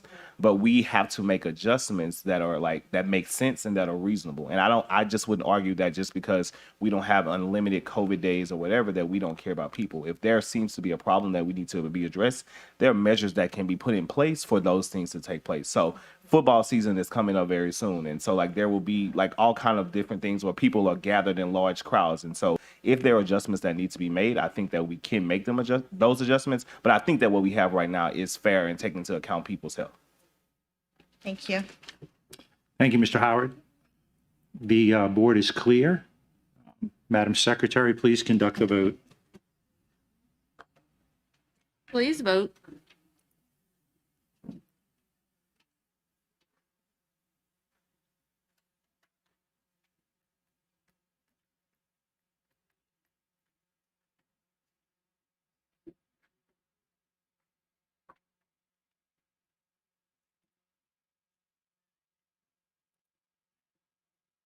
The motion carries. Item is approved. We move now to the consent agenda. Mr. Baloo, you're on. Thank you. The following items are to be approved as part of the consent agenda and are considered to be routine and will be enacted with one motion. There will be no separate discussion of items unless a board member so requests, in which event the item will be removed from the consent agenda and considered as an item on the regular agenda for a separate vote preceding the last item on the regular agenda. Number 2, consideration of a request for the approval of the 2022-2023 school year district pupil progression plan, strategic alignment, student achievement. Number 3, consideration of a request for the approval of the superintendent's performance objectives and to amend the superintendent's performance targets. Number 4, consideration of a request for the approval of a $3,000 stipend for the East Baton Rouge Parish School System employees for the 2022-2023 school year. Strategic alignment, operational excellence, funding source, ESSER. Number 5, consideration of a request for the approval of an MOU between the East Baton Rouge Parish School Board and Baton Rouge Community College, BRCC, to provide dual enrollment courses under the Early College Academy Agreement for the 2022-2023 school year, strategic alignment, student achievement. Number 6, consideration of a request for the approval of professional services contracts between the East Baton Rouge Parish School Board and the following. A, Egan Healthcare Corporation, DBA Egan, Oshner, HCBS River Parishes, and the amount of $166,000 to provide LPN nursing services. B, Allied Instructional Services, LLC, in the amount of $25,000 to provide orientation and mobility services. Strategic alignment, student achievement, funding source, IDEA, Part B. Number 7, consideration of a request for the approval of the Board of Elementary and Secondary Education grant in the amount of $261,756 to provide for teacher and paraprofessional salaries and professional development, strategic alignment, student achievement, funding source 8G. Number 8, consideration of a request for the approval of a professional services contract between the East Baton Rouge Parish School Board and the Baton Rouge Early Childhood Education Collaborative in the amount of $266,000 to provide early childhood education strategies and support to parents and home-based caregivers. Funding source, ESSER 2, Action 2.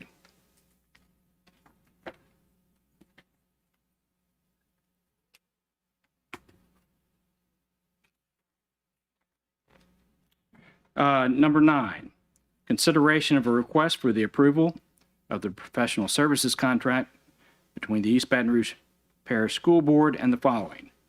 A, Center for High School Success in the amount of $306,705 to provide training support and resources. Strategic alignment, student achievement, funding source, ESSER 3. B, Lexia Learning Systems, LLC, in the amount of $302,847 to provide literacy professional learning.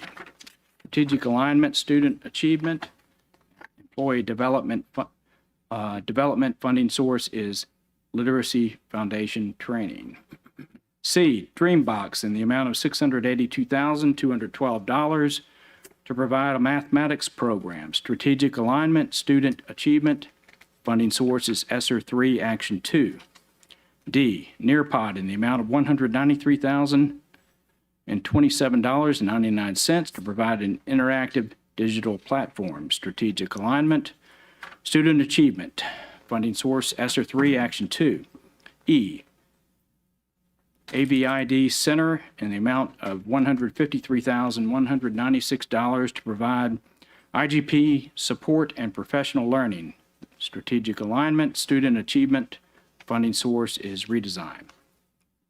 F, Studyville LLC, in the amount of $78,000 to provide tutoring services to specified schools. Strategic alignment, student achievement, funding source ESSER 3, Action 2.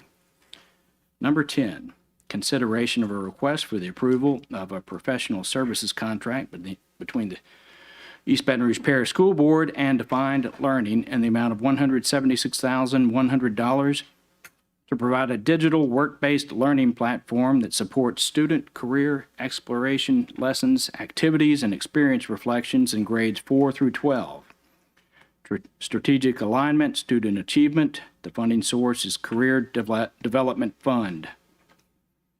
Number 11, consideration of a request for the approval of an MOU between the East Baton Rouge Parish School Board and Louisiana State University of Social Work to provide practical experience in the field of school social work under the supervision and direction of a licensed clinical social worker. Strategic alignment, student achievement.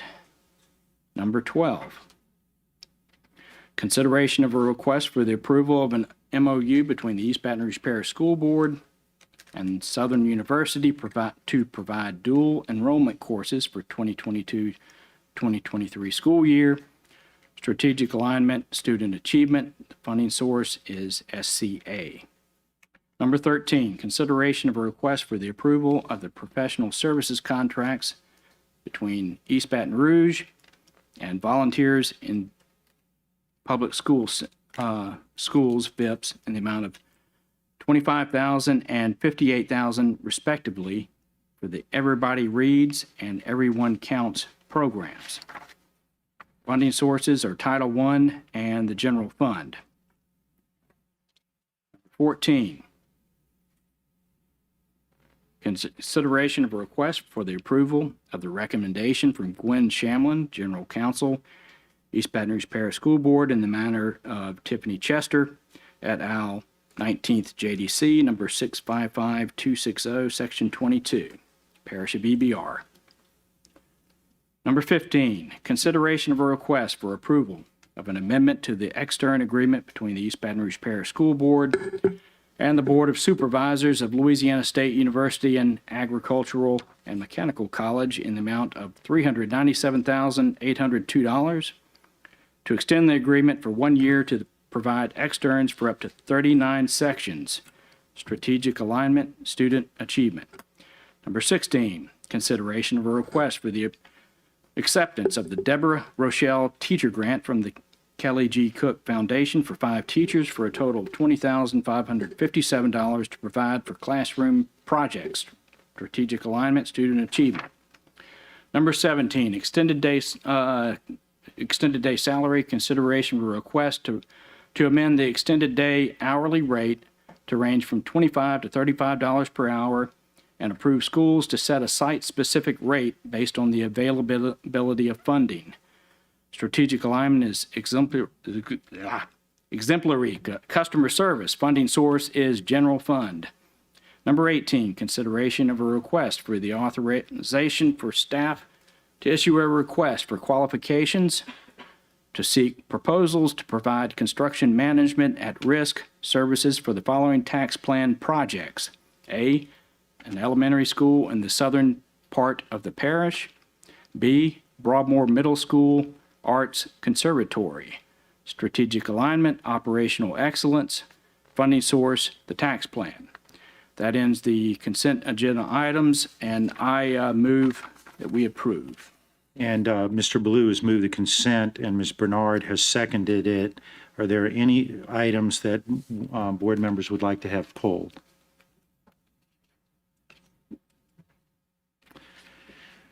Ms. Ware-Jacks. Yes, would you please pull 4, 9, and 18, please?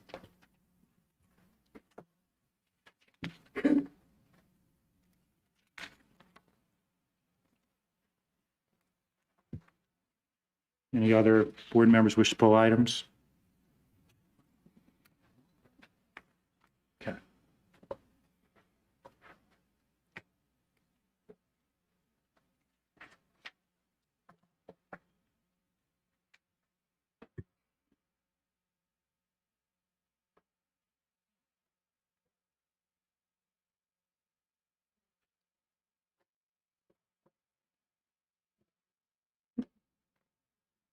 Okay. So items, this is for the consent agenda for everything except 4,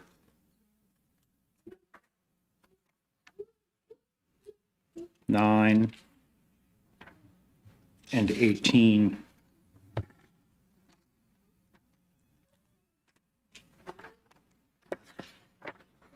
Give me a second, I'm working through the cards, y'all.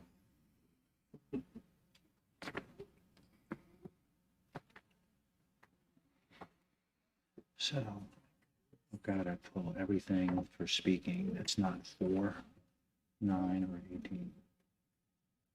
Chase them up. Well, then I'm going to lose them.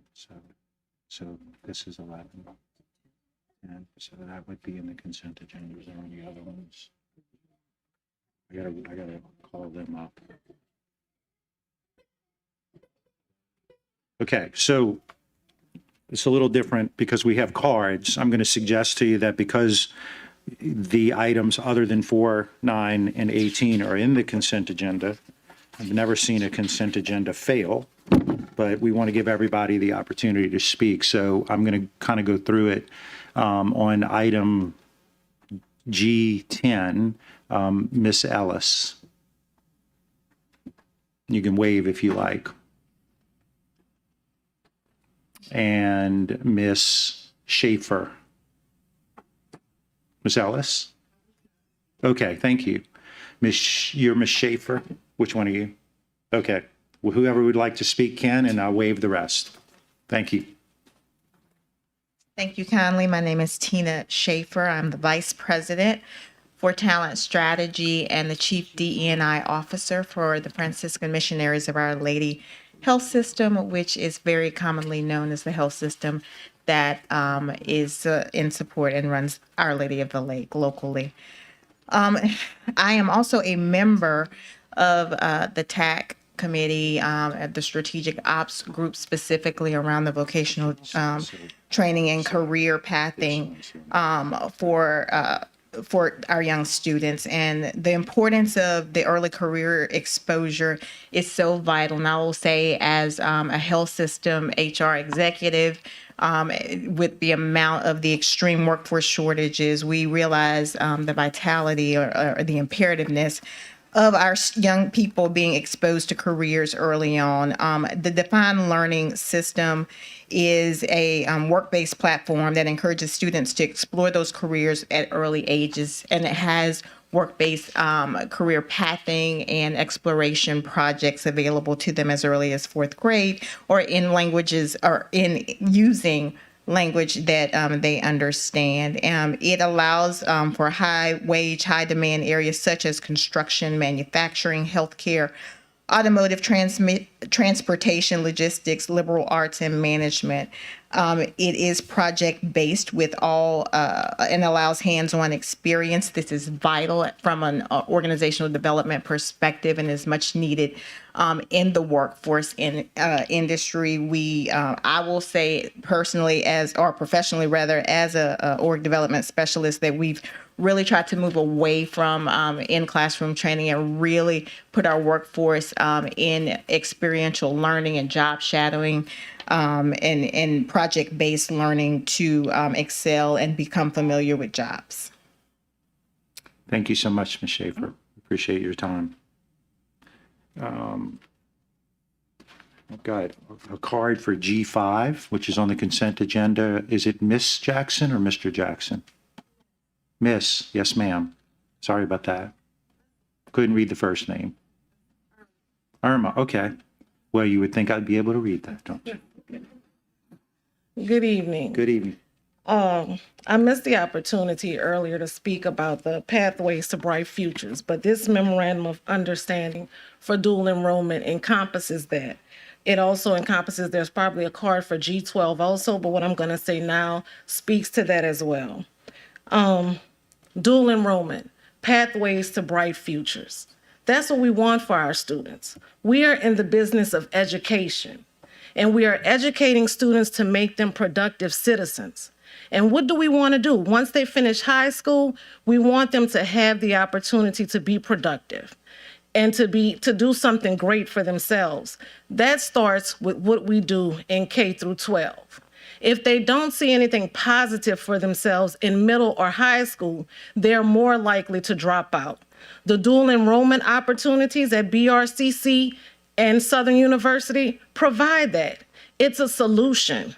We have a problem right now with our students not succeeding after high school. So anything we can do to help that, we need to do it. What we have with the Pathways to Bright Futures is a solution. If you don't have a solution to a problem, just be quiet. And the Pathways to Bright Future is a solution to the problem that we have with our high school dropout rate. Thank you. Thank you, Ms. Jackson. Are there any, I don't have any other cards to speak on the consent agenda, which is all the items other than 4, 9, and 18. And just want to make sure I don't miss anybody. I don't see any movement. We come back to the board. Ms. Ware Jackson, did I just accidentally knock you off, or that was from before? Yeah. Okay, so the board is clear on the consent agenda. Madam Secretary, will you please conduct the vote? Please vote.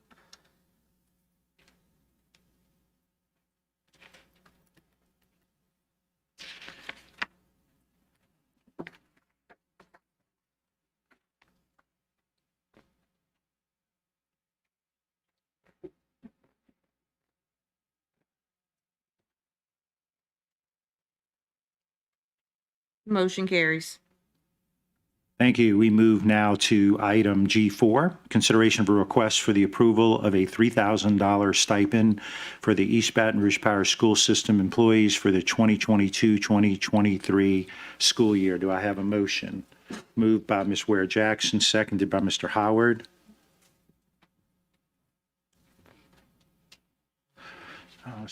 Ms. Ware Jackson. Thank you. just wanted to say, Superintendent Narcisse, we appreciate this so very much. We've gotten a lot of feedback. You know, people are excited. And I was speaking to you, might have been yesterday, just to give a little more clarity on who is included in that group that may not be, just for clarity, so that, because, you know, I had, you know, one person in particular I'm thinking of who was a bus driver. She was like, am I in here? And I'm like, yes, you are. So would you please just expound a little bit about that so everybody will know who's included? Yes, we have a lot of folks included. The bus drivers are included, as well as cafeteria workers, paraprofessionals, you name it. I want to make sure we're accurate as we give this information. There is a code we have called, is it AD 106? Is that correct? So, Ms. Hall, you want to come up just so we can make sure we provide clarity? Because anyone that is AD 106 or above will not get the $3,000. Everyone who is below that will get that, and those codes correlate to particular salaries. You want to? That is correct. So from AD 101 to AD 105. So they're typically folks who are making over 100,000. Over 100,000. So if you're making over $100,000, you will not qualify for this. But everyone who makes under $100,000 will get $3,000. Great. We appreciate that. Thank you for that information. Thank you, Ms. Ware Jackson. Seeing no other, Ms. Dyson. Yes, I just appreciate this item. I'm so glad that we're able to do this for all of our staff and teachers and school site administrators. And I'm just thrilled to be able to do this for our hardworking people. So thank you. Thank you, Ms. Dyson. Mr. Lannis. Thank you, Mr. President. You know, oftentimes superintendent and his staff get a lot of mud tossed on them for past behaviors, past policies, things of that nature.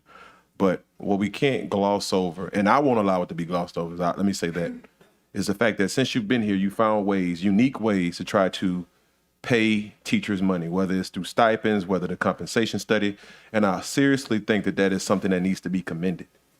Like a lot of times, you know, we hear a lot from the community, and sometimes it can be some things that cut pretty thick and deep. But this is something that's commendable, because for too long, we have not paid our workers a fair wage, whether it's somebody in the classroom, somebody driving a bus, and cafeteria workers, when they all do phenomenal jobs, phenomenal work for our system. And I just think that's commendable. Thank you to the HR team, because I know it took a lot to put something like this together. Thank you to Ms. Lopez and our finance department for everything that you all have done, because I know it took some time to figure out where we get the money to get this done. It takes time to go through a budget. It takes time to be able to move pieces around. And I just wanted to commend you guys and ladies for this outstanding work, because our teachers deserve this. Thank you. And the rest of our employees. Thank you, Mr. Lannis. The board is clear at the moment. We'll go to the audience. Ms. Matthews.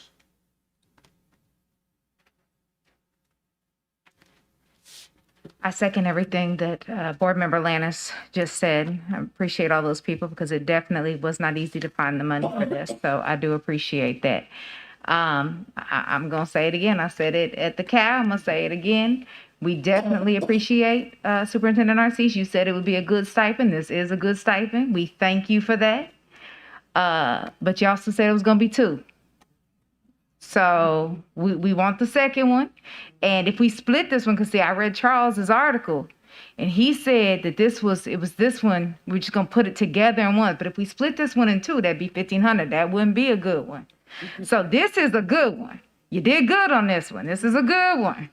But we want that second one. All right? We're waiting for that second one to come back around. There we go. Thank you, Ms. Matthews. Ms. Reams Brown.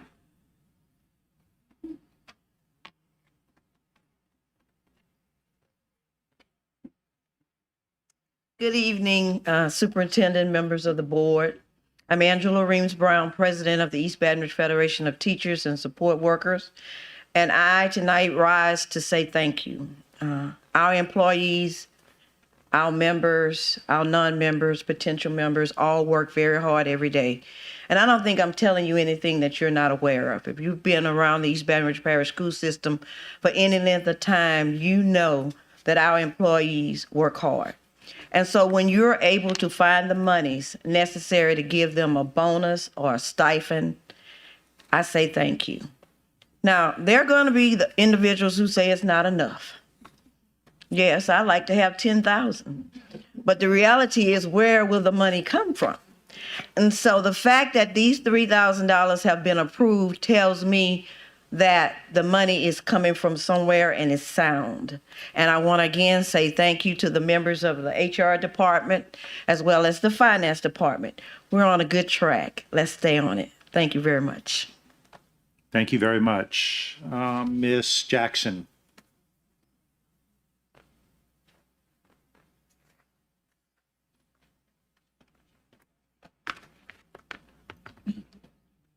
Hi again. I agree with the board and everything that Ms. Reams Brown said. We appreciate this. Ms. Hall anticipated something. When you all approved $7,500 for new teachers in the content areas, she knew that those of us that are in it daily, we were going to want something as well. She anticipated it. And so when we called her, she had a solution. And we appreciate this $3,000 solution for everyone. Thank you. Thank you, Ms. Jackson. Ms. Sims.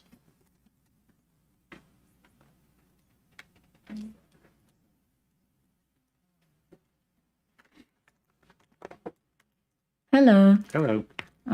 Speaking on behalf of EBR PAE Vice President, again, I'm an employee of East Baton Rouge Parish School System. And again, speaking for all employees, we're excited about the stipend. And we just, thank you for, thinking of us. Also, again, just echoing some of what Ms. Matthews said, thinking about the spring coming up and for us coming back in the fall, but again, we thank you. Thank you, Ms. Sims. Ms. Corley.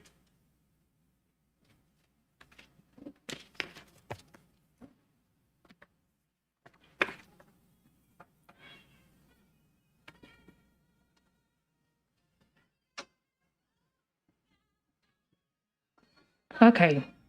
I am all in support for a stipend for our staff. However, I think that there's some things that we need to actually clarify. $7,500 was promised to all new staff, new teachers, if they're teaching in a core subject. But yet we had 2 special ed directors go on the news and beg for special ed teachers. My child has a new teacher. That new special ed teacher will not receive $7,500, but $3,000. Now, that is real misleading. It's misleading because that distinction did not get identified until the committee of the whole. That is not what was originally issued out to people that was applying to come to this job as a new staff. So what do I recommend? ESS teachers have to teach every single core subject. They have to teach science, social studies, math, English. They should get the $7,500 too. Our teachers and staff that was here last year should actually get $3,000 twice. Originally, the stipend was promised that they would receive it twice in this school year if they stayed. And right now, we're only talking about it once. So that needs to actually be clarified. Last but definitely not least, we cannot continue to mislead our staff. This is why staff continues to walk out of the door. Amazon will be opening in January, and they will start them off at $15 an hour minimum with benefits on the first day. Increase the pay for our child-specific paras and our paraprofessionals, our bus drivers, our cafeteria workers. Like I stated before, Mr. Lannis is here, so he would actually speak on behalf of the cafeteria workers and bus drivers actually needing a livable wage. We need to provide our staff that livable wage. But where is this stipend money coming from? ESSER, do we have enough to do what we promised, which was to give them the stipend twice? That's something that we definitely need to speak on, and that's something that we cannot continue to turn idle and act like it was never stated before on record, because it was. Thank you so much, and I hope that all ESS teachers will get that $7,500 because that is somebody that is teaching all core subjects. Thank you. That's all the cards I have for G4, the stipend. We're back to the board. The board is clear. Madam Secretary, will you please conduct the vote? Please vote.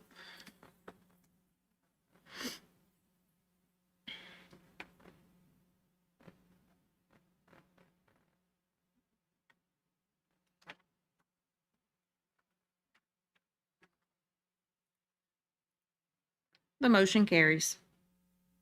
Item is approved. We move now to G9, consideration of a request for the approval of a professional services contracts between the East Baton Rouge Parish School Board and the following. A, Center for High School Success, SCLC, in the amount of $306,705 to provide training, support, and resources, strategic alignment, student achievement, funding source, ESSA 3 incentive. B, Lexia Learning Systems, LLC, in the amount of $302,847 to provide literacy, professional learning, strategic alignment, student achievement, and employee development funding resource, literacy foundation training. C, Dreambox, in the amount of $682,212 to provide a mathematics program, strategic alignment, student achievement funding source, ESSA 3 Action 2. D, Nearpod, in the amount of $193,027.99 to provide an interactive digital platform, strategic alignment, student achievement funding source, ESSA 3 Action 2. E, AVID Center, in the amount of $153,196 to provide IGP support and professional learning, strategic alignment, student achievement funding source redesigned. F, Studyville LLC, in the amount of $78,000 to provide tutoring services to specific schools, strategic alignment, student achievement, funding source, ESSA 3 Action 2. Do I have a motion? Moved by Mr. Lannis, seconded by Ms. Bernard. Right now, the board is clear. Let me see, I've got one card. Ms. Matthews.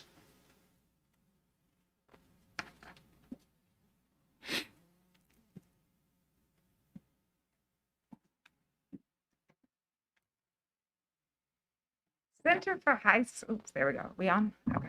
Center for High School, ESSER 3. I would ask that you bifurcate this because the rest does need to go through, even though a lot of teachers begged me to include Dreambox in my email because they hate it, but it actually is evidence-based in grades 1 and 2. So, Center for High School Success. First of all, it is not one of the 4 ninth grade planning support partners that Bessie gives options for the ninth grade academy. And that's an issue with it being ESSER funds. However, what is more egregious, I can't talk, is the fact that it is Stand for Children. You all, every single one of you, well, except for board member Howard, are campaigning right now. So Stand for Children is either campaigning for you or fighting against you. It is unethical for you guys to have a contract from Stand for Children before you right now. So if you want to work with them, and I'm not saying you should not work with them, or have a contract with them, but it should be after the election because they are either donating to your campaigns or they are lobbying against you. And there should not be a contract before us. Also, I'll be sure to let Bessie know that Superintendent Narcisse disagrees with their guidelines and the Clearinghouse website's research and citations on what is research and evidence-based. Thank you. Thank you, Ms. Matthews. Ms. Corley.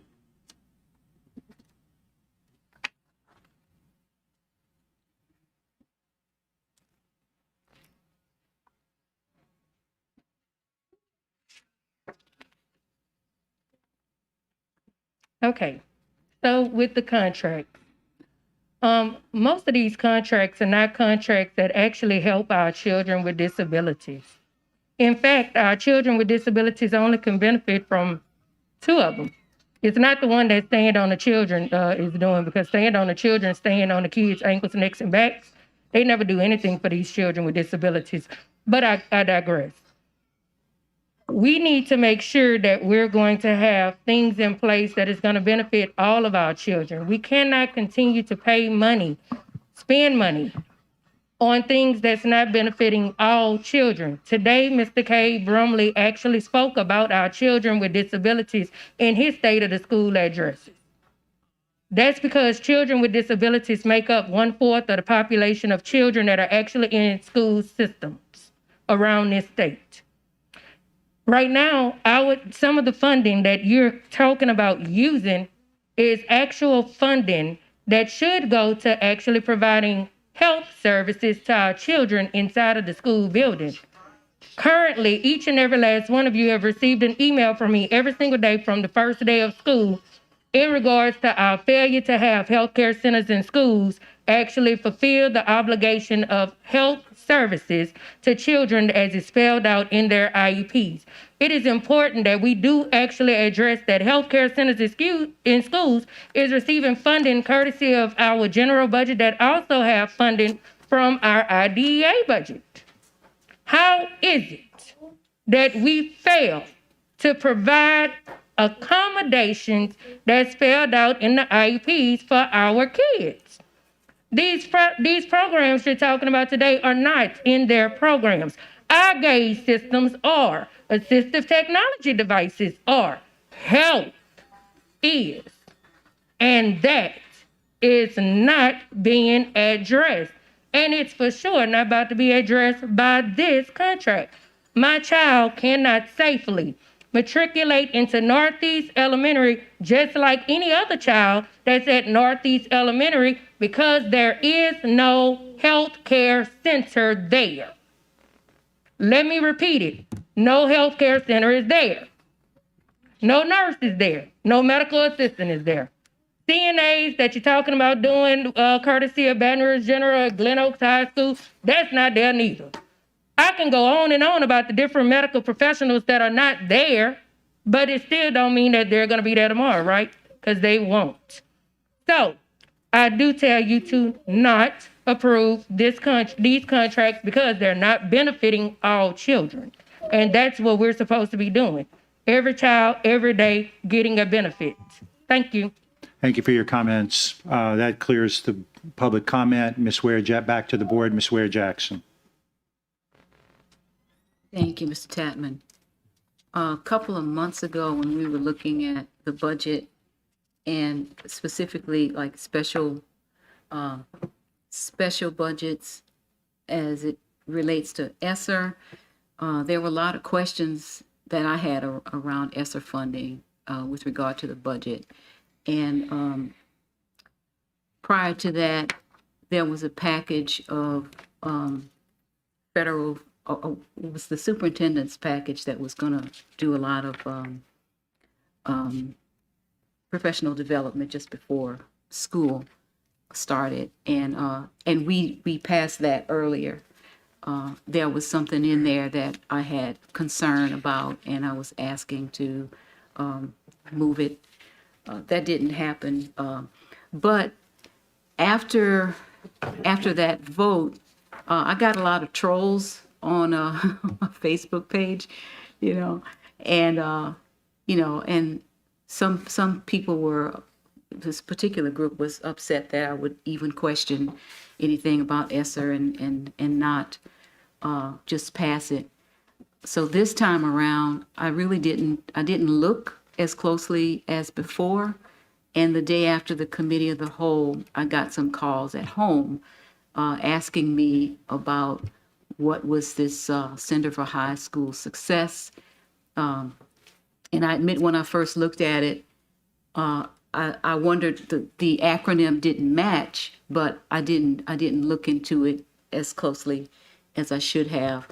So they were like, you tell the kids you see something, you say something, right? So I saw this and I said something to our legal counsel around this, because when I looked at this Center for High School Success, I scrolled down to the bottom and I did see it was a Stand for Children organization, and I know that they were a bit upset when I was asking around ESSER funding. Now this is very uncomfortable for me, all right, but I have to say it anyway. I don't recall the board ever giving a contract to a group that had any kind of political incentive, political say, any political push during elections, and we are in an election season.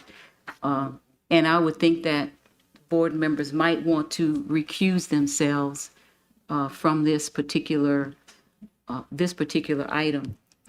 I would ask that we would separate it, because I don't see anything wrong with the others. I fully support all of the other ones except for A, simply because it's an organization that has some political, what some would call a special interest group. And look, they do great work, but there is a side that can get a little ugly, especially around this time, this season. So I would not want to vote for that one in particular, just because of the appearance of it. I asked legal counsel. He assured me that it may not look good, but ethically, there's nothing there. But I don't feel comfortable voting for this, and I have to say that I don't. Maybe it's wrong, maybe it's right. I don't know, but to me, it's not right. So if we could pull this out and vote on it separately, I'd be happy to say yes to, B, C, D, E, and F. But A, there is a problem, because it is a special interest group that will be contributing to campaigns. And some of you have been on the bad side, and it's not pretty. So if I could make the motion to pull A out of this package and vote for it separately, I would like to do that. Ms. Ware Jackson has made a motion to pull A out and handle the rest of the items. Is there a second to that motion? That motion dies for lack of a second. Well, I had a feeling that would happen, but I would ask y'all. I think the wise thing to do Thank you, Ms. is Ware not do Jackson. that. Thank you. Mr. Lannis. Mr. President, Council, can we get clarity around A? Is that in any way, shape, or form an affiliate, or I'll let you explain. Could you give us some clarity on it? Yeah, Ms. Ware Jackson, I did speak earlier. She asked that question of me. And my response was, on the surface, I could not see an ethics violation. In Louisiana, we have a Louisiana ethics code that basically gives us guidance, not guidance, but sets rules for public employees and public servants in terms of receiving gifts, et cetera.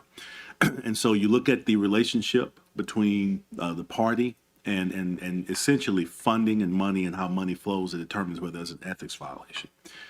I can't answer for each board member sitting here what the relationship is with Stand for Children. I cannot answer the relationship between Stand for Children and this and the contract, because I haven't seen anything specific. I would say that if a board member has received a contribution from a political organization, or an organization that moves politically, they might want to consider a recusal to make sure, or to assure themselves that they are taking the proper steps to act ethically. But there are too many facts here that I can't answer. I need more information to actually say whether there's a clear ethics violation or not. So to answer your question, you have to look at whether you've received a benefit in terms of you sitting as a public official, and whether you're voting on an action that might benefit a party because of receiving that benefit. Does that make sense? To me, y'all are the lawyers.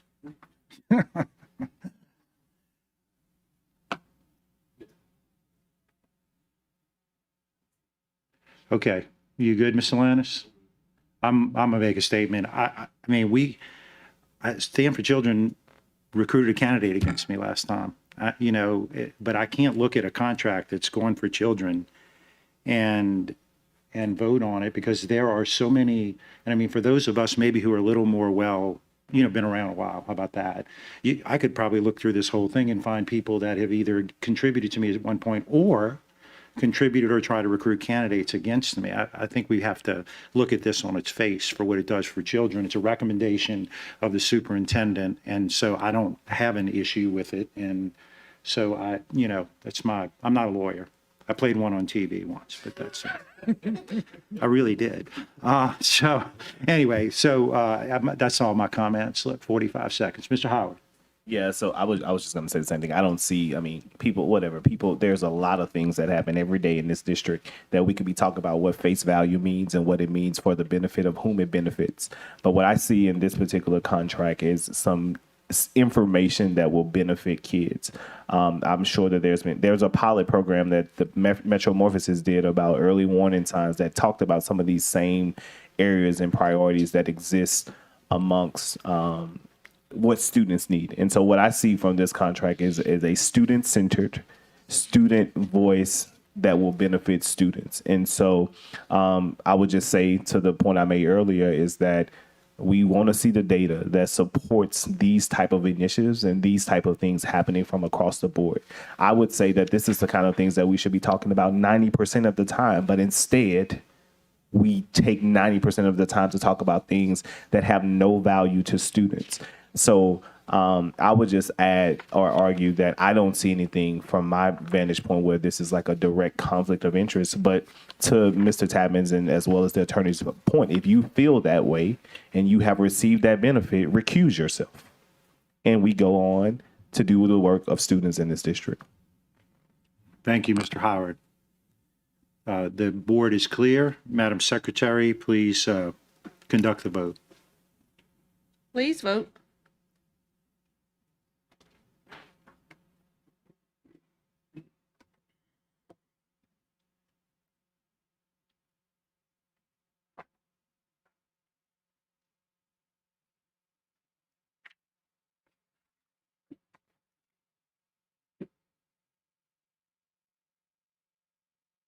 The motion carries. Motion carries. We move now to item G18. Consideration of a request for the authorization for staff to issue a request for qualifications to seek proposals to provide construction management at risk CMAR services for the following tax plan projects: elementary school in the southern part of the parish, Broadmoor Middle School Arts Conservatory, Strategic Alignment, Operational Excellence Funding Source Tax Plan. Moved by Ms. Bernard and seconded by Mr. Lannis.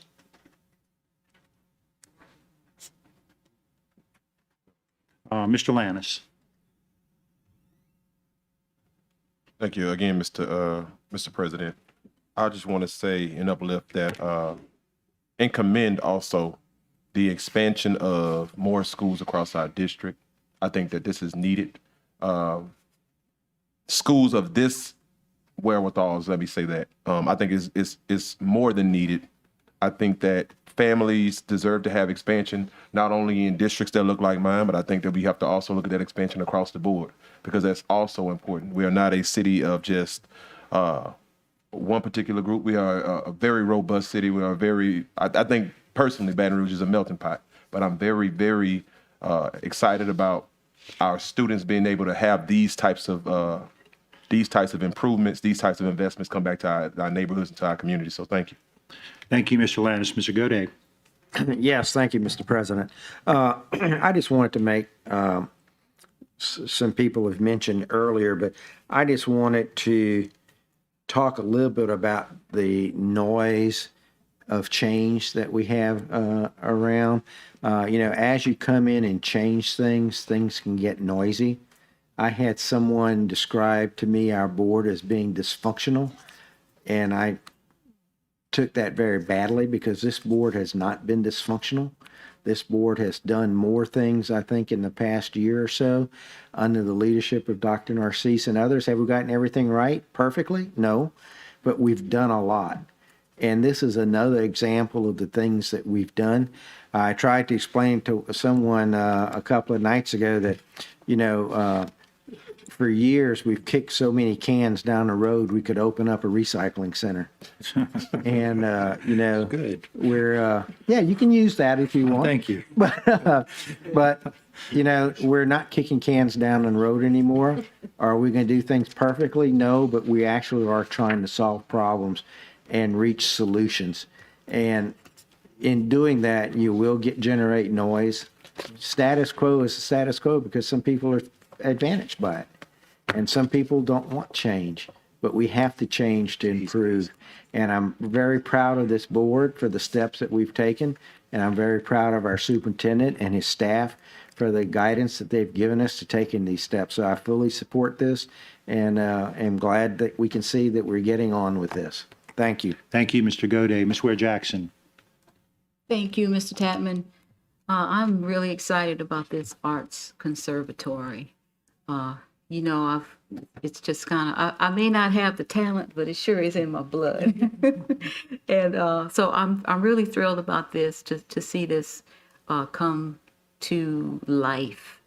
I know there's been a lot of interest in that.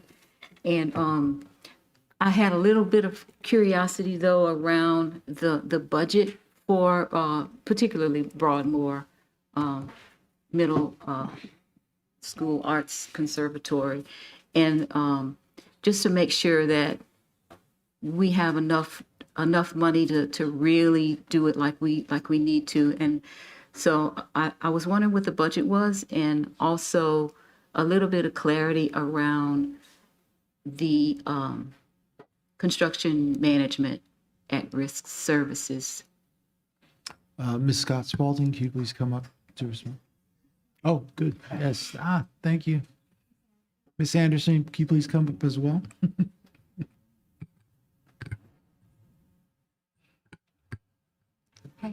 Hello, everyone. I heard your question about the budget. So approximately $9,795,000 is the construction budget for the school.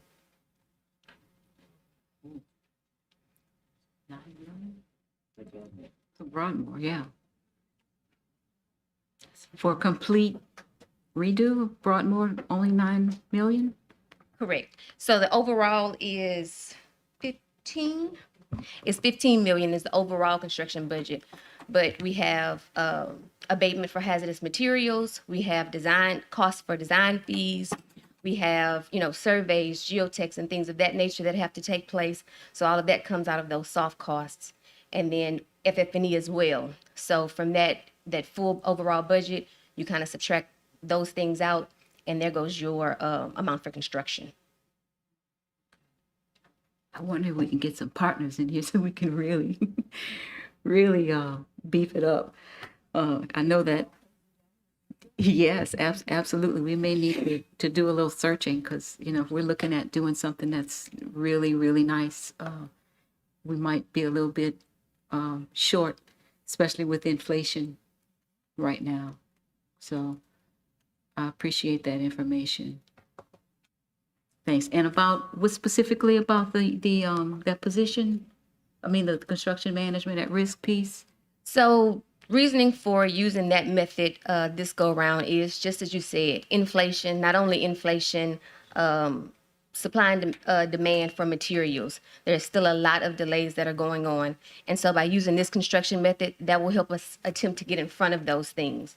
So the contractor is at the table during design. So we are able to vet out building systems and design in real time with pricing and get some weigh-in from the contractors. So it'll help us iron out schedules earlier on. It'll help us iron out the funding, or maybe not so much funding, but the distribution of the monies for building systems early on, as well as give the advantage of the contractor starting construction earlier and procuring materials earlier. And it's on a percentage basis? Yes. What's the percentage? So there's no set percentage, but there is a fee attached to that service. There's a pre-construction service. We'll pretty much set it a lump sum.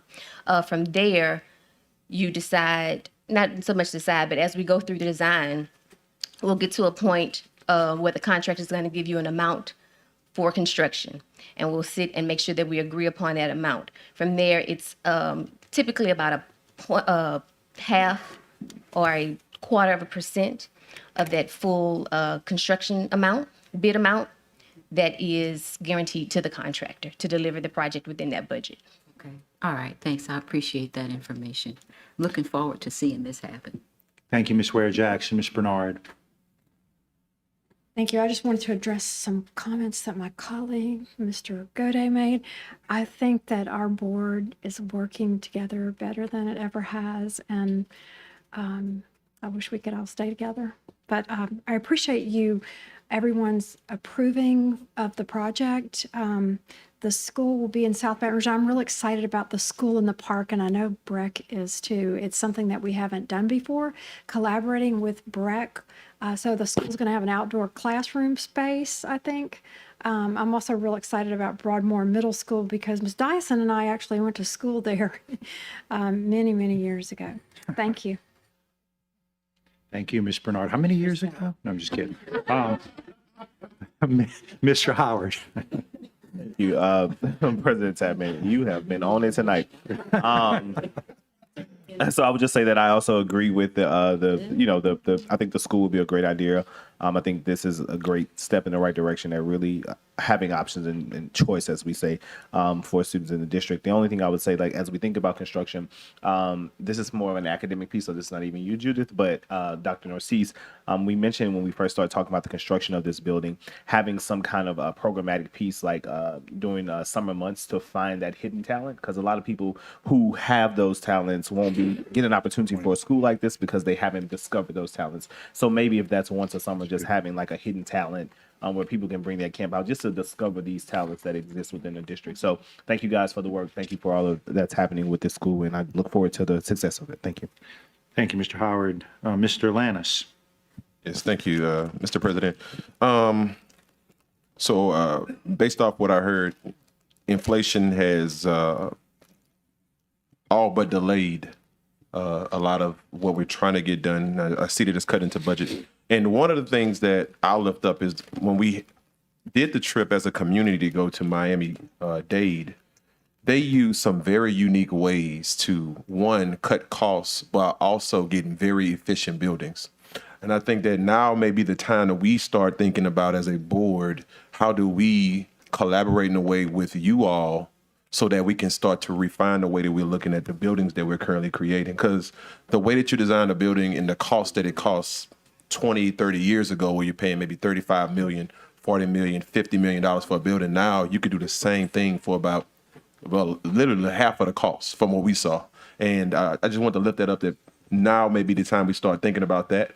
As inflation is, again, is an unstable thing. We don't know how long it's going to be in and out. But again, I think it is, now is a good time to start that conversation. Thank you, Mr. Lannis. Board's clear at the moment. We go to public comment. Ms. Corley.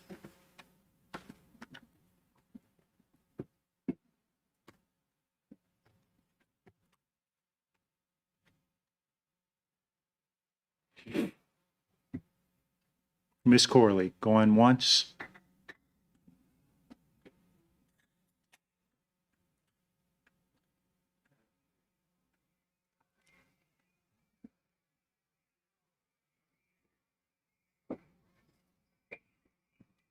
I'm going to be brief. I'm not going to even speak the whole 3 minutes because it's plain and simple. We need to make sure that school is going to be built in ADA compliance, American Disabilities Act compliance. As we know right now, many of our individuals with disabilities, I'm going to speak louder because my child's tablet is kind of loud. Many of our individuals with disabilities cannot, I repeat, cannot come into the building safely. And if we're going to talk about a person that is wheelchair bound or that is currently using a 4-point walker right now, they will have to walk around this entire board room just to enter into the double doors. That is a federal violation, and it is a civil rights violation. because it is discriminatory against our individuals with disabilities. Now, I do know that our favorite convict just sent in a card just now so he could speak. He cannot speak on how people with disabilities can get into a building in ADA compliance because he was convicted for not following federal law as well. Now, if we want his expertise on that, then I do think that we can get that expertise. But when it comes to making sure our buildings are safe for all staff and children to be able to come in safely, we have to make sure that we have that at the forefront. So when we look at the funding is going to bring in the guidelines that talk about safety. Our next issue is going to be about police and stuff in schools.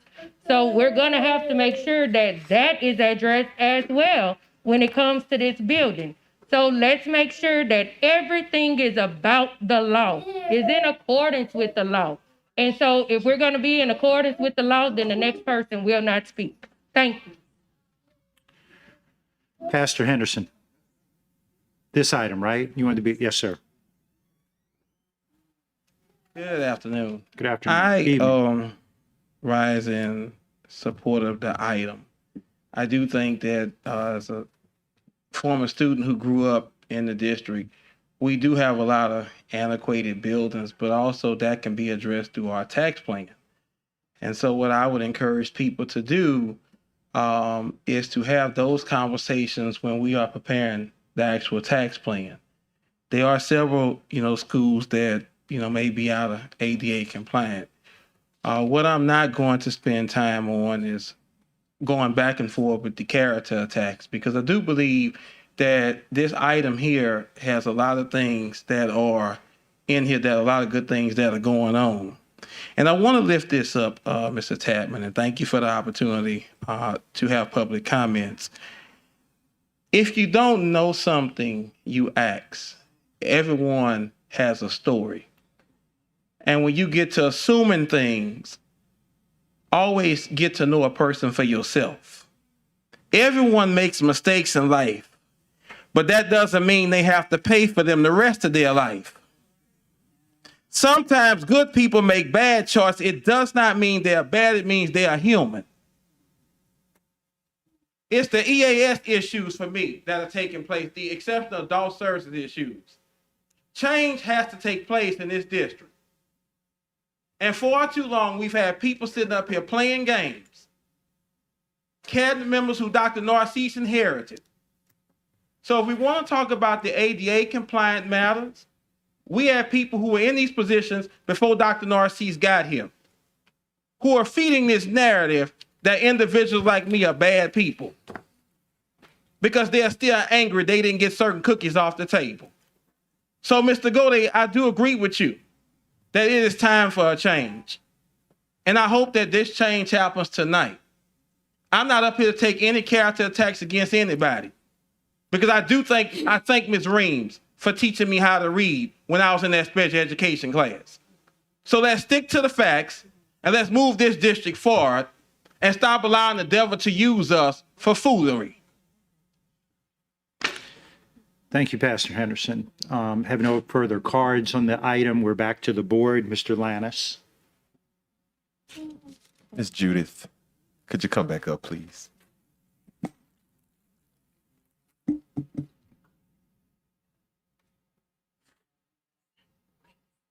Now, I called you up, Ms. Judith, because you're expert in what you do. I'm going to call you an expert anyway. Are our buildings that we're currently looking at, are they ADA compliant? As far as new construction? Yes, ma'am. Yes. So it is code, it is law. There is set standards that the architects, designers have to follow. There are checks and balances. It's construction. It's it's done by hand. So it's not perfect, but there are leniencies within those standards that have to be met. At the end of every project, the fire marshal will do a walkthrough.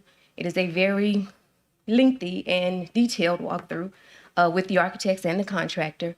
And there are certain things that they may cite that we have to go back and address to get it back into compliance because it may be outside of the tolerance. But yes, there is a full process that goes for every building. When we look at a renovation, there may be factors because of the age of the building where the fire marshal or code regulators may what they call grandfather some things in. But even that is looked at in very detail before it is accepted and can be deemed occupiable. Thank you. Legal, if you don't mind, Mr. Superintendent. Before we procure a contractor through that process, it is properly vetted. I just want to get this on the record. It is properly vetted to ensure that ADA compliance is in fact enforced on our end as a board, to make sure that we're covered as a board, correct? That's correct. And I'll go a step further, say that just recently we placed an individual in ADA compliance position who actually monitors that for our buildings.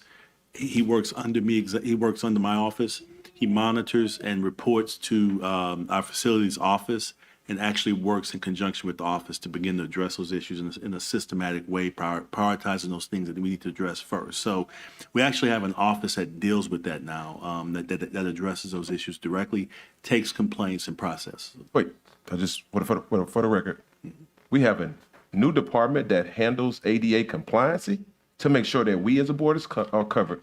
Also that our teachers and our students are receiving those direct services. Am I hearing that correctly? Yes, sir. Okay, thank you. Thank you, Mr. Lannis. Ms. Dyson. These are both exciting projects. This is innovation in the works. And I'm just real excited to support both of them. The quadrangle at Broadmoor Middle is going to be exciting to go back to and see what they can do with it. It has been a long time, and I think for the community there, this vacant building is not what the community needs. And so I expect great success. The design and MOU that we're working with BRAC on for the South Elementary School, that site is going to be so ideal for creative learning with outdoors and all of that, opportunities for that. And so I'm just very much in support of this. And I appreciate this kind of bold, visionary models that we are embracing. So thank you. Thank you, Ms. Dyson. The board is clear. Madam Secretary, please conduct the vote. Please vote.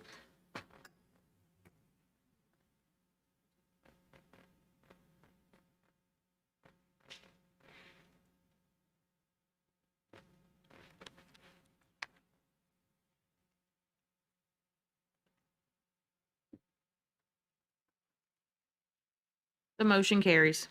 That ends the consent agenda.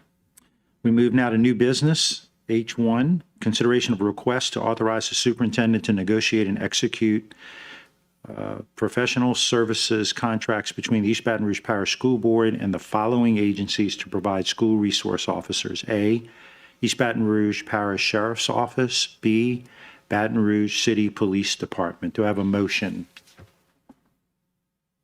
Moved by Mr. Gode, seconded by Mr. Lannis. Can you speak to that a little bit?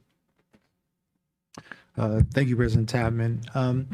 We wanted to just bring this new motion to the board. As many of you know, the board had approved a job description for us to have 26 SROs that would they would be armed and included. After our evaluation and looking at what the cost factor was for that, we saw that the amount, as you can see in the back of documents I provided, will cost us about $3.5 million as an estimate to have ongoing training, resources, and those things. And so what we ended up doing next was I had a conversation with the chief of police of Baton Rouge Police Department and Sid Gotro of the Sheriff's Department and I, because they are part of law enforcement. I said, what would be the cost factor for us to have a partnership with you to have full-time SROs in the schools for 8 hours? And we talked to that. And we noticed that that cost would be half of the amount than the original cost that we actually had. And then for that process, we decided that this would be a much more better approach to go through partnering with both the Baton Rouge Police Department and the Sheriff's Office for these 26 SROs, and also include the possibility of training and all these elements, whether it's training with using guns and all that, which is a part of what they do anyway. And also making sure that we can partner the possibility of have training on how to work with young kids and those things. And so we felt that this was a better motion to bring to the board, not only from a cost saving standpoint, but also to build a partnership in this way. As many of you know, we did have both the Baton Rouge Police Department and the Sheriff's Office at particular regions of schools, but not fully at schools directly. And so we felt that this was a better approach to share with the board. And so this is why we wanted to bring this motion to the board. Thank you, Superintendent. Mr. Howard. Thank you, President Chapman. I just want to lift up Dr. Narcisse just to, from my vantage point. So I've worked at several schools as a teacher, as a mental health counselor, you name it, I've pretty much done it inside of a school. And I've had different relationships with armed officers inside of those schools. I can recall one officer where the kids truly feared him and didn't feel like he was a part of our family of community inside of our school. And a lot of that could be attributed to how teachers utilized him inside of our school. I had another officer where every single kid had a level of respect for him that seemed as if he was a family and a part of our unit inside of that school. So I would encourage, like you mentioned a couple of times about it being a possibility, I would encourage that it's a mandate of how we as officers interact with our student body, and so that kids feel as though they are a part of a community as opposed to just law enforcement. And we know, the data around like how different groups of people interact with police officers and what they look like in communities. So we talk a lot about community policing, but like really making sure that we as a district are setting a standard for what it means to be an officer inside of a school, and being a part of the family unit of schools and how they interact and how they deal with occurrences, just to ensure that we are putting people inside of our buildings that are considered family and not just people to just be another negative interaction for kids with policing. So I encourage Mr. Security, our new chief of security, to do that. I think he will, but I just wanted to lift that up for as we continue to do this work. Thank you. Thank you, Mr. Howard. Ms. Dyson. I just would like a little bit of clarity since I had brought the original item. So the 26 that they're now 13 from the PD and 13 from the sheriff's office, are they going to be in addition to our current contract? And so those numbers are in addition to? Yes, that is correct. Okay. And then as far as the accountability piece, have we worked through a checklist of the things that we're going to expect and an evaluation process that includes our principals on site? Yes, our goal is to put that as a part of the contract, and also try to make sure that we can have principals with a checklist to make sure that whoever is in there is working with both the SROs that are provided from either the police department or the sheriff's office to work with school leaders and ourselves. As you know, our goal is that we would like to make sure is actually how Mr. Howard described it, that not only that they're keeping us safe, but they become a part of the faculty. In our current process contract, we actually have now, an example, we have officers that are part of communities already. And so we think that we want to be able to replicate that across the system. So there'll be 13 from the sheriff's office and 13 from the BRPD. And then one last thing, and that is, I don't know anything about their sick leave policy, their PTO policy, but does the MOU include coverage for times when these 26 individuals are not there, when they're out of town, out sick, whatever it is? So what we can look into that. What you would be doing by your vote tonight is giving me authority and general counsel to go and negotiate to execute this contract. So if that is something that the board would like to ensure is in there, we can look at that as we negotiate. And I can speak with you, Ms. Dyson, Monday about specific details that you'd like to see as we work through developing the agreements. I just want to make sure we're proactive in coverage Yes, as ma'am. far as when they could be out for whatever reason. Yes, ma'am. Thank you so much. Thank you, Ms. Dyson. Ms. Ware Jackson. Thank you, Mr. Tapman. Dr. Narcisse, I know this came to us, rather late yesterday, and just wondering about the differences between the actual job description that we voted on before that didn't have this kind of a budget attached to it. But looking at the general fund budget on page 92, where it actually speaks to the SRO piece, that budget was like $2,787,854, and this budget is when you're looking at the what was it, like 3 million something? Darn it, let me see where it is. Yeah, 3,768,024. The only thing that, I was trying to see how it matched up. It didn't quite match well. And questions around the uniforms and vehicles, $1,430,000, which is the same as the 26 armed SROs. Are we purchasing vehicles? No, you're looking at the column that you see that has the three. Yeah, that's the original. That's a proposed. What we wanted to show you was, if we decided to not go with this, what is the estimated cost that would cost the district? So what we did was a budget item analysis of proposed costs. So because we would partner with, if we go down this contract, we don't have to worry about vehicles because the police have vehicles. So if we, they have uniforms, they have guns, or so there's a lot of things that we don't have to take the cost of because the law enforcement has those already. Right, So but we're doing the green. I understand that. He's proposing the green, but what I'm saying is that in the original plan, were we actually expecting to do vehicles and uniforms and pay for that so when you're comparing these two, but were we actually decided, because the original thought was how can we make sure we get the most coverage throughout the parish in the process. So what we wanted to do with the original 26 was to put mostly at middle and high schools, and then hopefully could connect them as well to close elementary schools in the area. So they would need some form of trying to,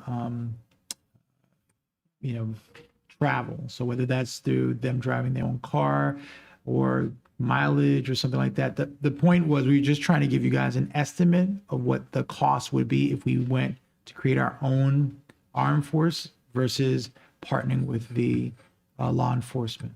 But was our intention to create our own armed force? Well, the board voted to have 26 SROs with guns, right? Right. So, but not cars. Right. Yeah, but what we were trying to do is just show you what the estimates were if we went down this road. We'd have to provide supplies and different things. So we were just trying to give and show an estimate. So are you saying that we would have had to supply vehicles? Yes. or we could have done mileage.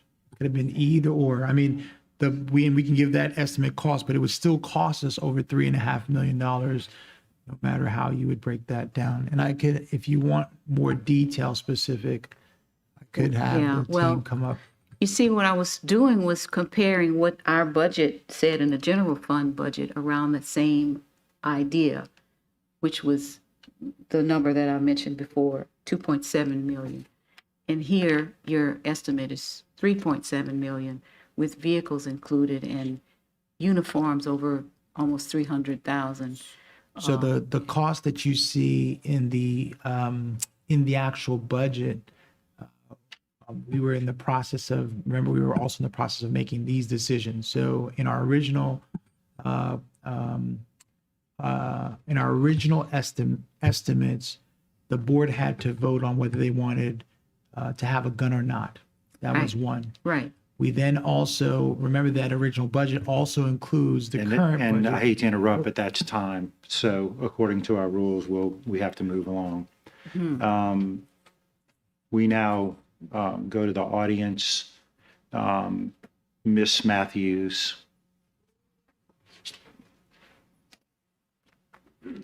Said that with so much love, President Tatman.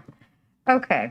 I'm really excited about this because this is what I wanted instead of the Barney Fife. I agree with everything Board Member Howard said, though. There are some things that I'm concerned about with it being the sheriff, deputies, and Baton Rouge Police Department. One, Baton Rouge Police Department can't go in every building that we have, whereas the deputies can. Two, deputies have some things put in place that Baton Rouge Police Department do not, like flags. If they pull up William Matthews for any reason, autism is going to automatically come up. So a deputy is going to know that the young man they are dealing with is autistic.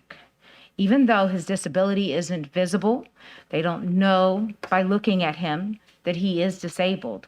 But if they pull his name at his school, they're going to know this young Black man is not going to necessarily respond in the way that I would think that somebody should respond to me. They also flag if there's mental illness. We have a lot of mental illness in Baton Rouge, a lot of untreated mental illness. And as a parent, you can flag if you have a child with mental illness. And they can pull that up and they can make sure that they don't make it worse. They can de-escalate. They have training. They need more training. They all need more training. But they are at least training their deputies to de-escalate in mental illness situations and autism situations. Baton Rouge Police are not. They don't have those flags. They don't have those situations. Also, the culture. The culture of the Baton Rouge Police Department is not the same as the deputies. Not with our community. It's just not. And that is more, I think, that's what I took from, that's what I feel, at least. I don't know if that's what Board Member Howard was alluding to, but that's what I feel. When we have people shot in the streets, it's not the deputies. And that's the way kids feel too. Thank you, Miss Matthews. Is that better? Miss Corley.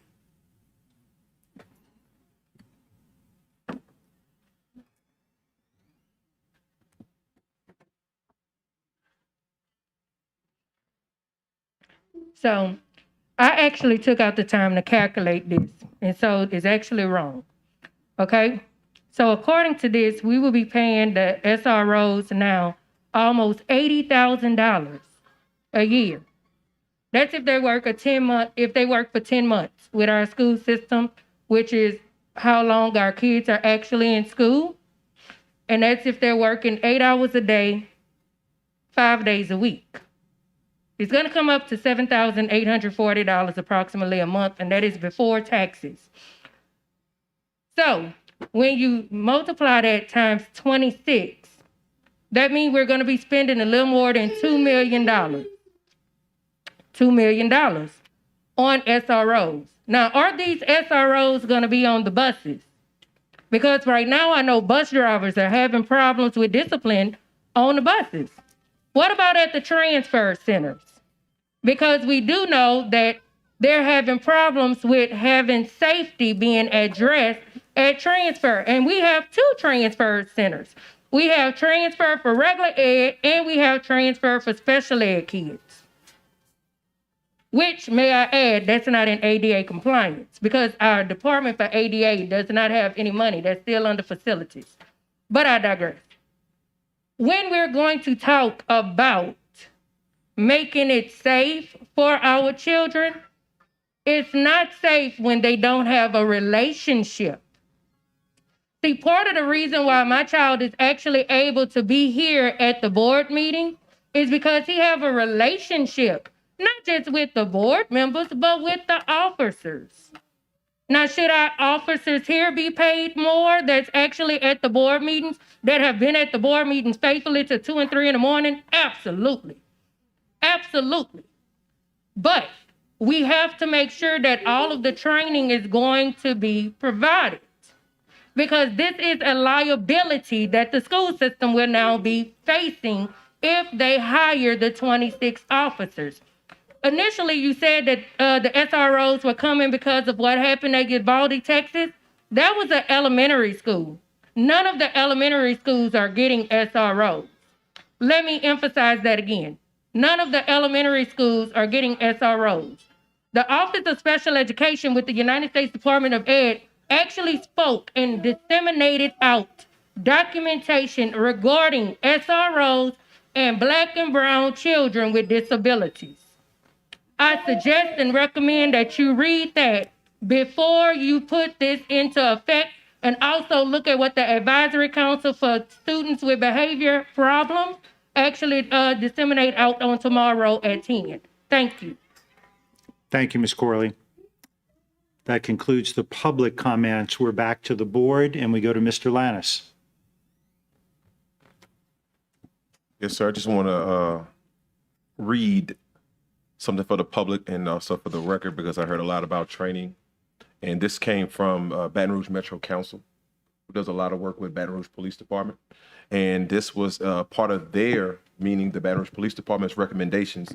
And this is under the 5 pillars of training and education, which reads, BRPD officers are trained to recognize the signs and respond accordingly when they are encountering individuals who may be impaired. And this is what it says. BRPD Training Academy conducts roughly 35 to 40 hours of crisis intervention training every single year, and is done in unison with outside instructors from the Capital Area Human Services, and it approaches signs and symptoms, mental health investigations. They work with the Bridge Center, who also deals with individuals with mental health illness and individuals that may have developmental disability. So I say that to say, for the record, although we may have heard that the BRPD or Baton Rouge Police Department does not train in mental health illness, but in fact they do, and it is inside of the recommendation which can be found on the Metro Council's website. Thank you. Thank you, Mr. Lannis. Ms. Ware-Jackson. Thank you, sir.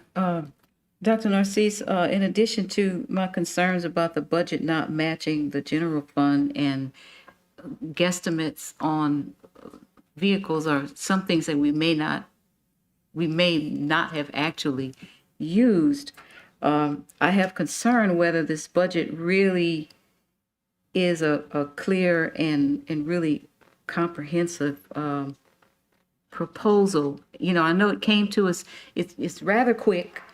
And, you know, my other concerns are around the time that they're going to be spending. Are they going to be part-time? Or are we going to have the same people all the time? You know, I've had some experience with officers that are doing extra duty. I mean, some of them come off a shift and, you know, they've already spent so many hours, and, you know, some of them do overnight stuff and then they go on to a daytime position. And being with kids, being tired, you know, I don't know if we just look, if this is as clear as it should be. You know, I would hope that you would take a little bit more time to really compare apples with apples and really compare this budget with what is in the general fund budget. And truly, you know, if we're not expected to buy vehicles, don't put it in the budget. We're not expected to spend like $10,000 per person on uniforms, then put a real number in there that's a little more realistic. So it just feels rushed, and I don't know if it's really going to really mirror what the original plan was with the SRO and the things that we were expecting them to do. You know, if these people are going to be on staff all the time, full time, or are we going to be changing them out because they already have jobs? So I would hope that you would consider that. I would hope to see that you do a little bit more work on this and bring this back to us at Committee of the Whole, since you were planning on working on this and then bringing us back whatever you would plan to execute. You know, when you first talked about this yesterday, you know, we're looking at cost savings, but when I actually see the numbers and what the line items are, there's a lot of questions there. So I would hope that we could move this discussion into the Committee of the Whole with a apples to apples type of budget, because this is not clear. And we're definitely not comparing what we basically would have done to what you're proposing. So is that a substitute motion coming again? That'll get voted down, but we'll get a substitute motion to just give a little bit to compare these budgets, put them side by side, and with the general fund budget, and show us what the differences are truly, so that when we're voting on this, we have the real numbers at Committee of the Whole, and we can, you know, make that decision. So can I get a substitute motion and that we do a little more work on this and bring it back to us at Committee of the Whole? Ms. Ware Jackson has made a motion to move this item to the Committee of the Whole. Is there a second?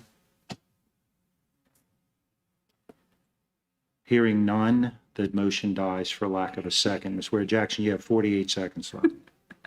Well, that's not a surprise. You know, if I put it on the table tonight, it's gonna die, no matter how much sense it makes. But you know, these numbers aren't matching up, Dr. Narcisse, and you know, I appreciate you trying to bring this and tighten it up and save some money. But we could have looked at this whole thing before we brought it to the board in the first place, so we would know what we were looking at, and we would have been able, because I know we looked at possibly doing something like this, was suggested before, but the argument then was that they didn't have enough officers. So I don't know where they're coming from all of a sudden, so I would just like some consistency. Thank you, Ms. Ware Jackson. I'm up. I apologize kind of for adding the item late. It was requested that I add it. As you all know, I've been very resistant to add items late because I'd like them all to go through the Committee of the Whole. The issue here, though, is the safety and security of our students, and I just don't think we can wait. And I would, you know, I do agree with some of the comments that we need to scrub that budget, right? But the reality of it is I don't think we can wait, and I'm not willing to wait. I want the kids to get as much protection as they can possibly get. And if we put it through the Committee of the Whole, then we're in next month, and you know, my heart would just break if something in between happened and we didn't do what we were supposed to do as board members. So that is why I added it late. I don't like doing that. I think you all know that. We've had conversations before, but I felt in the world we're in and the situation we're in, we had discussed this issue at a previous meeting, so it's not altogether foreign to us. but I felt like it was important that we address it now. And so that is why I added it late, and I hope it didn't cause too much consternation. So thank you. Ms. Bernard. Thank you, President Tatman. I don't disagree with the sentiments that have been expressed here tonight, but the board may remember that I asked if we should be undertaking the hiring of our own security personnel when we have had a successful relationship with the SROs for such a long period of time. And at the time, it was my opinion that we should have extended our contract with the existing law enforcement agencies and to outsource this service. I do still feel that way. And so I support this item, and I appreciate Dr. Narcisse bringing it to us. And I agree with Mr. Tatman that time is of the essence on this. Thanks so much. Thank you, Ms. Bernard. Ms. Dyson. I too agree that time is of the essence, and I don't know how quickly we're thinking about turning these MOUs around. But I do think some very good the comments from my colleague are they're apropos to this conversation, and the safety of our children has to come first, and not just our children and students, but our staff and our teachers and principals and all volunteers and everyone at the school sites. But I do think we just need to be very cautious about how we write this contract and what the expectations that we have are, that they're not coming off of another full shift and they've just worked the night and now they're coming to us and they're on second shift. We need to be their first shift, and we need to hold that line because I want safety in our schools. And it's just, a human thing that you get sleepy or, your mind wanders or whatever, and you're just not as alert when you're on a second shift. And then the consistency of having one person versus two part-time people that come and go. And I just really want our principals to be the evaluators. I want them very much involved in this process. So I'm going to support this. And then I believe that we can watch and see how this goes. And then along the way, we can see if it's meeting our needs. And if they do actually have the capacity to do this, which they had said they didn't want, the sheriff's office said they didn't have the capacity to do it in public meetings and in meeting with me. So, let's work this contract out, and we're just going to have a lot of accountability measures in place in this contract. Thank you. Thank you, Ms. Dyson. Mr. Goday. Yes, thank you, President Tatman. This authorizes the general counsel and superintendent to negotiate the contract. I think a lot of good points have been made here, but I do agree that time is of the essence. School has started. And even if we went with our own staff, there's the training requirements and all those things that have to come first.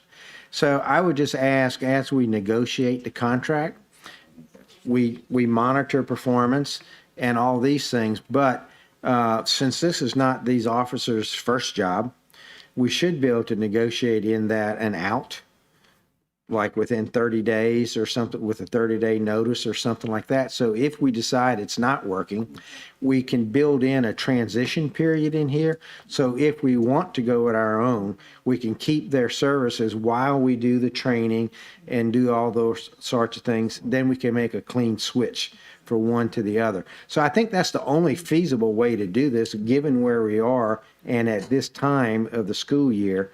So just make sure that as we negotiate the contract, in some kind of way we keep that option viable to us.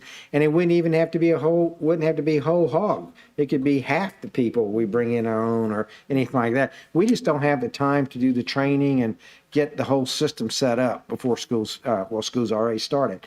So just as you negotiate that, would you please keep that in mind as you work through that? Because I think really that's going to be the optimum way. If we decide to change, that's the optimum way to change about this. So thank you.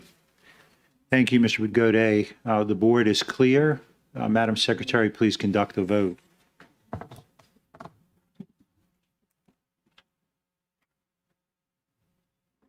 Please vote.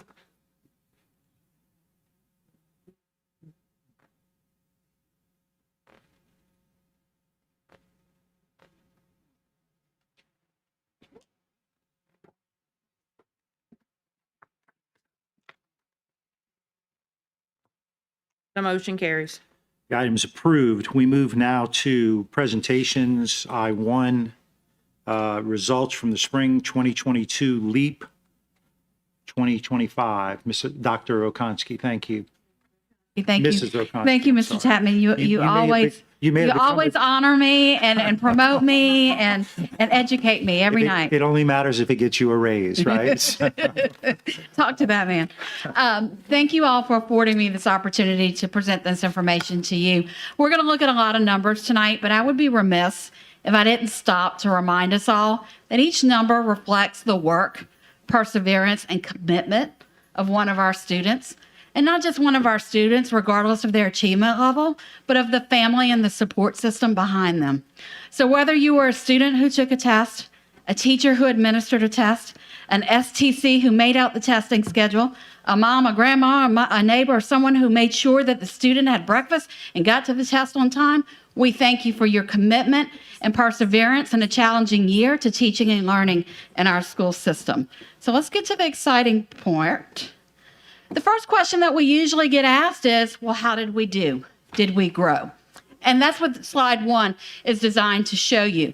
It's not often I get to stand before you and have a chart with no negative numbers on it. So the exciting point tonight is that you're looking at a chart with no negative numbers.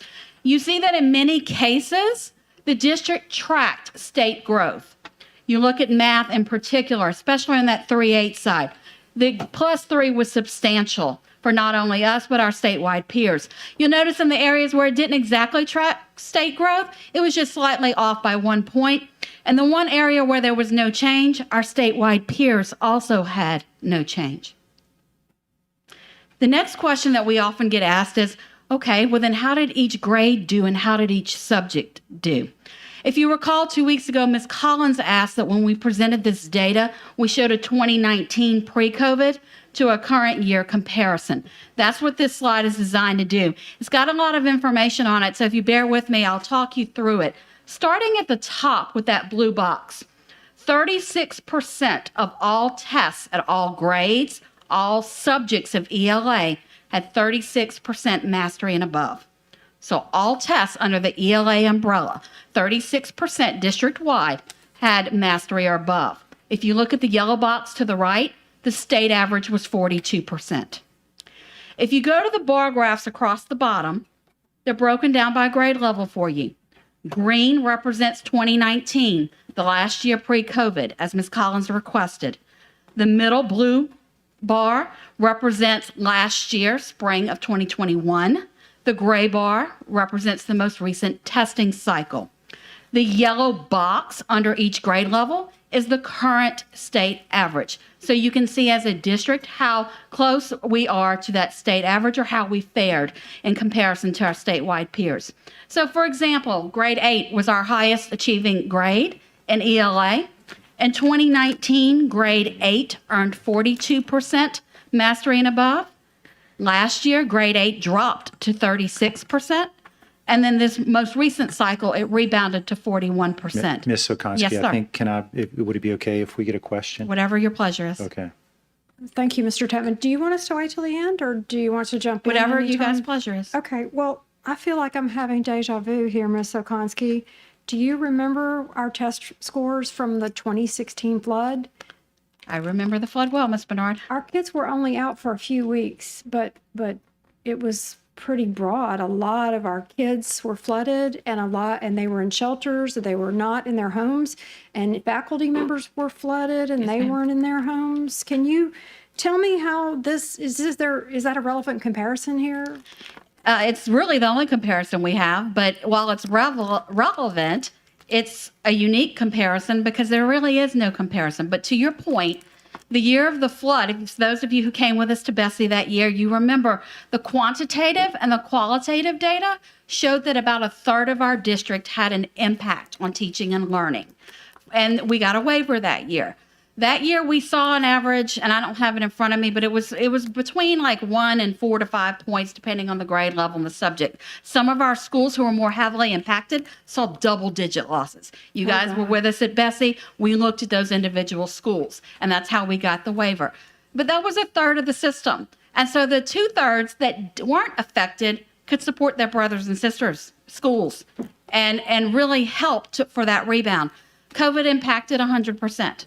100% of students, 100% of families, 100% of teachers. So you see that while we saw a drop, just as we did in those years, it was more significant in the last year. But we see a rebound. Just like after the flood of 2016, it took us about 2 or 3 years where we got I'll use the water analogy and say our land legs back. In 2019, we finally felt like we were getting settled again. 2 years to recover from the flood? It's about 2 to 3, yeah. 2 to 3, okay. And then I know you probably read the peer-reviewed journals and all the educational literature right now. I'm seeing a lot of things just as a school board member that I'm sure you see even more. Information about COVID learning loss being a national problem. And does it impact students with high poverty at a greater rate than average students or average districts? So can you tell me how that might extrapolate into our district? Because I'm very curious about those numbers as well. Sure. I mean, because I know everybody was affected. As you guys know, this is a national conversation. Yeah. And like I said, we really want to applaud the commitment of our staff of how they have persevered and kind of adopted a no excuses attitude to keep moving forward. But to your point, this district is 80% economically disadvantaged. If you recall, last year when school performance scores came out, the Louisiana Department of Education put out added data that showed if I was from a household of poverty, I lagged 3 to 4 percentile points beyond my peers on an average. Okay? And so we know that in Louisiana, the studies that were done by our own State Department of Education showed those lags and gaps with COVID loss. Thank you, Ms. Okonski. Okay. I appreciate it. And you answered my question fully, so I don't have anything else that you could need to send me later or anything like that. So thank you. Sure, thanks. Okay, so we're going to move to math, and the screen is set up the same way. In math, remember, that's where we saw our most gains, but district-wide, 23% of tests scored mastery and above, as compared to 30% overall of statewide peers. Again, the graphs are set up the same way by grade level, with green representing 2019, blue representing 2021, and the gray representing the most current spring testing cycle. The numbers in the yellow boxes beneath each grade level show the statewide current comparison for percent mastery and above. The charts over to your right, per Ms. Collins' request a few weeks ago, show not only the one-year change or growth or rebound in those grade levels, but also the change from the pre-COVID to the post-COVID data. So to Ms. Bernard's point, when we saw the drops in 2016, 2017, we saw incremental gains in the years that follow. We saw 2 to 3 points good, healthy incremental gains in math this year. And so we look forward to continuing that progress and increasing it in the years to come, or even more gains next year. We feel confident that this trend will continue. We're going to move to science. The blue box at the top shows that 21% of science assessments district-wide scored mastery and above. The statewide comparison is 27%.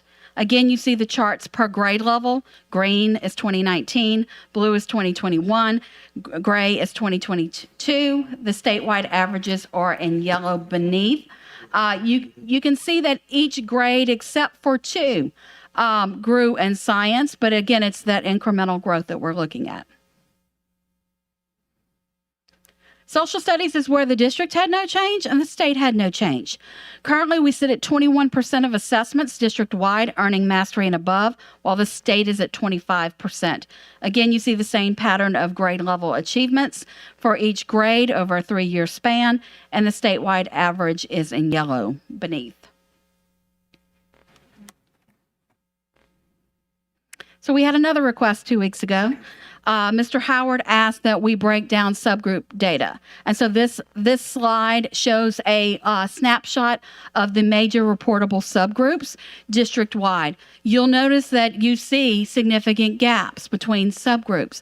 The green bar represents the state average. The blue bar represents the district average. I would be remiss if I didn't say that the number 5 for English learners should have a less than sign in front of it. When Excel converts it to number, that we didn't carry that over. My apologies. We'll need to correct that on the online version. I caught that on a proofread this afternoon. But it is less than 5% for the English learner district average. While we see significant gaps, we wanted to point out some areas that caught our attention.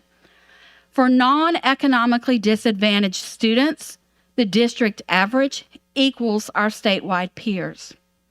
For white students, the district average surpasses statewide peers.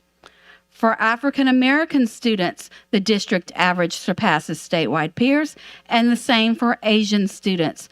Asian students are the highest performing subgroup at the district level, with 68% earning mastery or above. To the right, you will see the green column represents district change.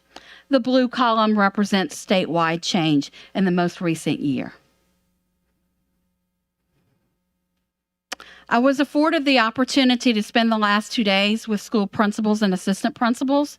And one of the things that we did was we did shout outs or celebrations to some headliners. So tonight, we can't mention everyone, but we'd like to call your attention to a couple of district headliners. The first is 66% of district schools showed overall growth for all grade levels and all tests. Thank you. Yes, let's applaud those 66%, which roughly, we had 80 sites in this last testing cycle. So it's a healthy number. 16% of them increased by 5% or greater. Leading the way were Progress Elementary and Belfair Elementary. They are to be complimented and celebrated for this tremendous growth. The highest achieving school in overall was WHAM, earning 85% in all tests, all subjects. If we break down ELA, 59% of our schools increased in ELA mastery, 30% increased by 5% or higher. Again, that's that healthy incremental growth that we want to see. There's a theme here. Progress and Belfair made the top 3 list again. And joining them is Scotlandville Middle Magnet. In math, again, our greatest achievements were seen in math. 65% of district schools increased in math. Over 35% of them grew by 5% or greater. Belfair, again, makes the top 3, along with BR Flame and Brownfields. Westdale Heights Academic Magnet leads the district with 93% students earning mastery and above. In science, 63% of district schools increased in science mastery and above. 16% grew by 5% or greater. Our headliners here, I always love to see high schools get in the mix. Liberty Magnet at 23%. Baton Rouge Center for the Visual and Performing Arts at plus 11. And again, WHAM was a district leader in this category at 78%. Last but not least is social studies growth. Over half of our schools increased in social studies mastery and above. 21% increased by 5% or greater. Look at Progress Elementary, plus 24. It's outstanding. And then again, another high school making the top 3, Woodlawn High School with plus 12. Baton Rouge Magnet High School led all schools in social studies assessment with 81% scoring mastery and above. I was cognizant of time tonight, so we really wanted to give you a brief snapshot at this late hour. But for any of you or for those watching at home, we wanted to provide the link to the Louisiana Department of Education's data library, which is the source of the data that I pulled tonight. It includes district level, state level, school level reports by school, by subject, and by subgroup.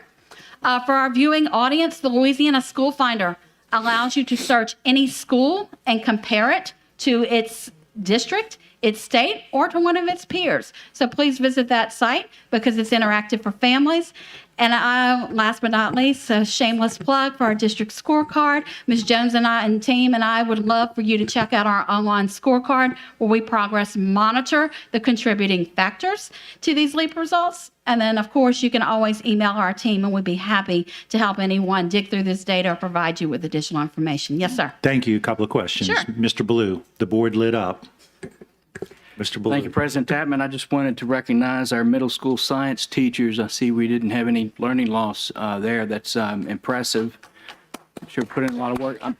I'm probably missing some other teachers too, but and our U.S. history teachers as well. I saw that we didn't have any learning loss there. It was, but our Hispanic and also our English language learners are falling below the rest of the state. I'm wondering, are we looking at that closely, maybe comparing it to what some other districts are doing or where we can improve there? Sure. I know Dr. Robinson and his academic team have a lot to share with you on that topic, but I will say that they invited our team in this summer to dig with them deeper into the data, not just LEAP data, but also we looked at ACT at the high school level by whole grade levels and subgroup. And so now that we have this new data, we will be revisiting that topic. Also, we're looking at working with ANET to comparing this data for all students and all subgroups to last spring cycle of our ANET benchmark assessments to see what we can learn from that, to your point, Mr. Blue, to huddle up and to best impact student achievement. Thank you. Thank you, Mr. Blue. Mr. Howard. Thank you, President Hammond. Of course, Ms. O'Connor, you know, this is one of my favorite topics. We talk a lot about this.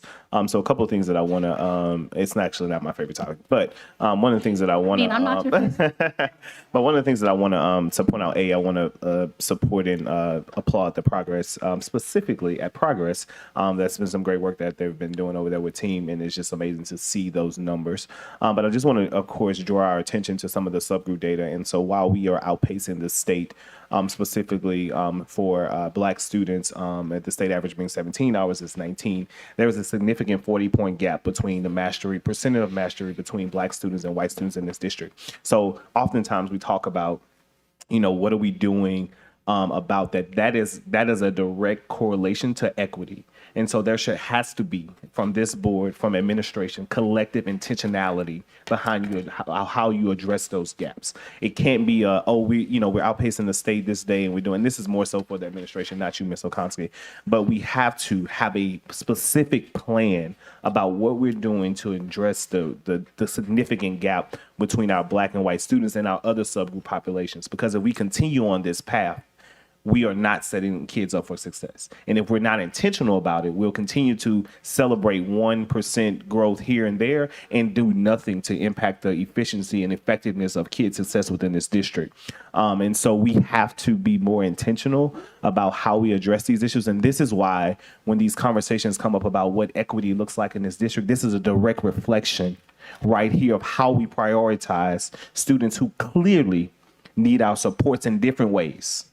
And so we have to be intentional with our resources, intentional with our priorities to ensure that 5 years from now, this is not how these numbers look within our district. So I wanted to lift that up. I wanted to applaud the growth that has happened, but making sure that we understand that this is an urgent matter. Only 19% of students who are Black in this district, which is 75% of the population in this district, are performing at a mastery level. If that's not an outcry for a problem, I don't know what is. Thank you, Mr. Consul. Thank you for that, Mr. Howard. Thank you, Mr. Howard. Let's see, Ms. Bernard passes. So we go to Mr. Gode. Thank you. And thank you, Mr. Konski, for all of this information. Mr. Howard said a lot of the things I was going to say, and I agreed with it. But one thing I did seem to notice as reviewing this data from a high level.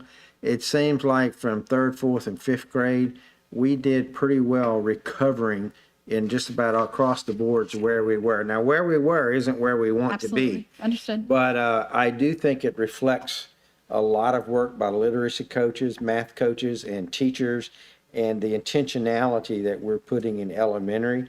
And so I just want to lift that up because I think that sets a good foundation for continued growth as those kids matriculate up into the higher grades. If we can keep improving them as they go along and keep improving the ones that coming behind them, that's how we dig out of this. And so I appreciate that work. I appreciate all of our teachers and all of the folks who worked on that, but particularly I'm encouraged by the movement in the lower grades because that's where we have to move. We got to get things right instead of trying to fix things later on. The other thing though is on the website for the matrix and things like that, that needs to be updated because it's Scorecard? The scorecard, yes. Because right now it shows projected 2021 and current and things like that. So we just need to do, I encourage y'all to do a little bit of work with that to update. Ms. Jones has a plan. Okay, good. But please share, sorry. Well, we need to update it. We need to say, you know, some kind of way, say what numbers are updated and we ought to put a 2022, 23 projected or something in there to show where we're trying to go this next year and where we were. So I love the matrix. I love the scorecard. We just got to get it updated and something. And I realize some things from last year we don't have yet, but we can Sure. highlight those. Sure. And what we're waiting to do is for the 10th day of school to get our enrollment data and get our student information system data settled and locked so we can begin churning for this school year. But as I said, her design team has already got a plan to move some columns over and do some things. You know I'm impatient. You're challenging us, and but we appreciate the feedback. And any of Okay. you, please share the feedback with us so that we can get it, as you say, get it right. Thank you, ma'am. Appreciate your efforts. Thank you, Mr. Goday. Dr. Lannis. You like that? Hey, my night. Thank you again, President Tapman. I would have to, first let me say, Ms. Olkowski, this is a phenomenal job, the way that you crunched these numbers and the way that you displayed the progression and growth of our schools and our students. So let me applaud you and your team Thank on you, that Mr. first and Landon. foremost. Appreciate you. Absolutely. Now comes my other part. This is alarming to me. And I second what Board Member Howard said about the disparity gaps between white and black students. But I take it a step further because there are other key indicators that show we have an equity gap that truly needs to be addressed. Because when you look at economically disadvantaged growth versus non-economic disadvantaged students, rather, it is significantly higher. And I think it is a direct correlation to black students versus white students, black students versus Asian students. But this is not just a black student problem. We're talking about students of color. Because when you look at Hispanic and Latino, it is literally on the same point, at the same point.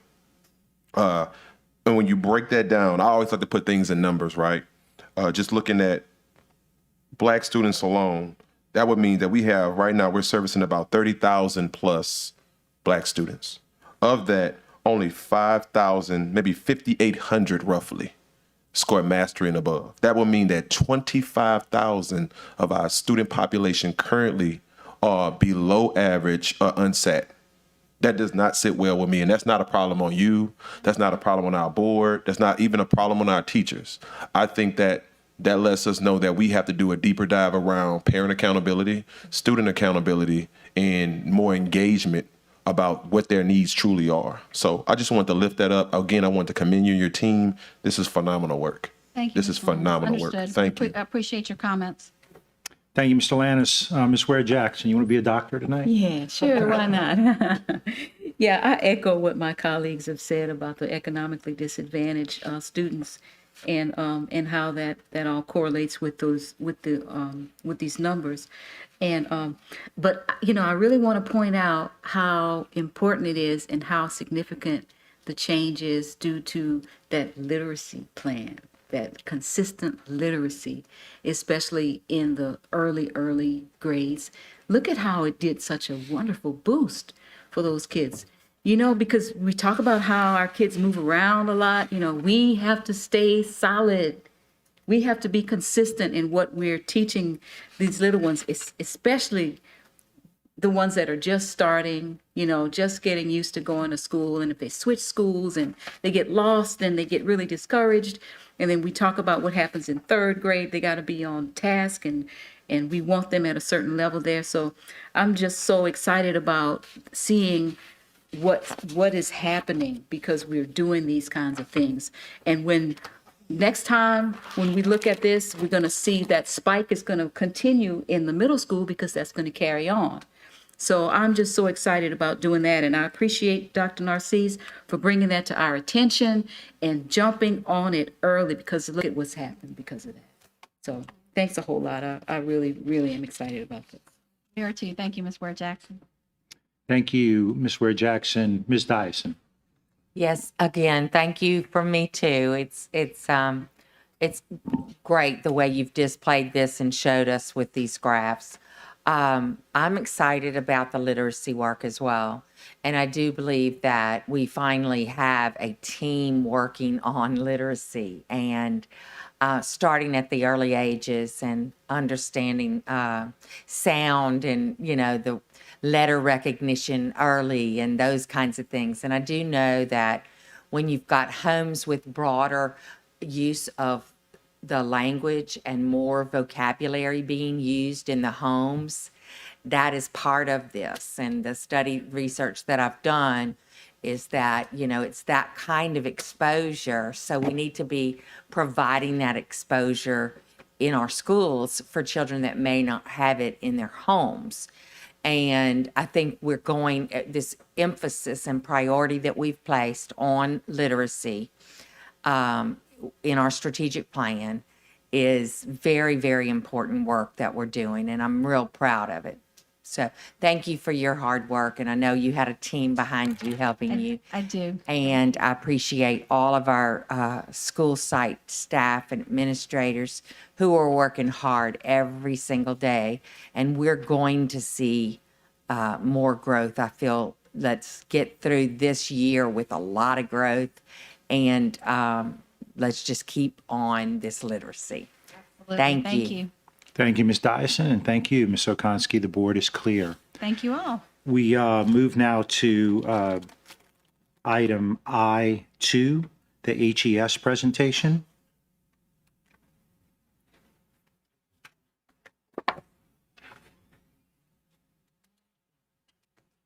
And I'll just kind of give a heads up. We've got about 19 minutes left, but so just kind of giving you a sense of when the meeting has to officially end. But go Got it. right I don't like speaking a lot, so that'll be There fine. you go. Good evening, ladies and gentlemen. I hope all is well with you all. I'm Dominic Holman, the District Director for HES, as you may know. I'm here to talk about metrics a little bit. As we've started on July 1st, a lot has happened, pretty sure you know. But I want to talk about it. Behind me is my district, my directors for the district, okay? This is Mr. Patrick Ficklin. He is the custodial director. This is also Mr. Desmond Green. He's the director of maintenance and grounds. So without any further ado, I'm going to pass him the mic so we can get into these metrics regarding the work order system. Good afternoon. As stated, my name is Desmond Green. I'm the director of maintenance and grounds. I'm going to start off as we reference these charts and this information by saying we have now received all of the work orders from the Aramark backlog of requests that have not been completed prior to our start date of July the 1st. And we have adopted those work orders into our system. So everything that we're stating now that applies to. Through August the 11th, we've received a total of 1,762 work orders. Through the end of July, we have completed 41% of those work orders. Content of the work orders. are led by trades concerns such as HVAC support, carpentry, security concerns, plumbing, and electrical. The largest category is HVAC, which is typical for reoccupancy of buildings and classrooms at the start of the school year. There was also a percentage of work orders coming from our on-call support, which is after hours, which constitutes 64 generated work orders, of which 22 happened in the last week. Going to the next slide, I'm going to do a breakdown, a completion rate breakdown. This is a week-by-week breakdown of the amount of generated work orders and the completion for each week. One thing I do want to reference here is you can see that the total number of completed work orders per week has grown significantly. We anticipate our completion rate each week will supersede the amount of generated work orders, which would be the concern, allowing us to aggressively attack any backlog and stay on top of any current issues. Just to reference, in the last week, we hit 80% completion rate of all generated work orders for that week. With HVAC stabilizing, as you can see in the final week, the drop in HVAC work orders, our average work orders per week is approximately 294, and that's expected to decrease. And the completion rate, we expect to rise over 200 per week. So there will come a change in axis where we'll actually generate more work orders, completions, than the amount we have coming in. So that's just showing the trend is going in a positive direction. At this time, I'll be followed with custodial, with the director of custodial. Patrick. Good evening, board members. What you see in front of you is an example of a screenshot from an application we use called Go Spot Check. We use this application to inspect buildings on a daily basis. What you see here is a brief snapshot into those results. Items will include how many inspections were performed, what are the highest and lowest rated sites. This data can be broken down into details such as individual scores for specific sites, or in the case of the slide provided, what are the most common deficiencies. For example, floors in this case. Data can be shared amongst all interested parties and will be used to help rank sites, zones, and teams.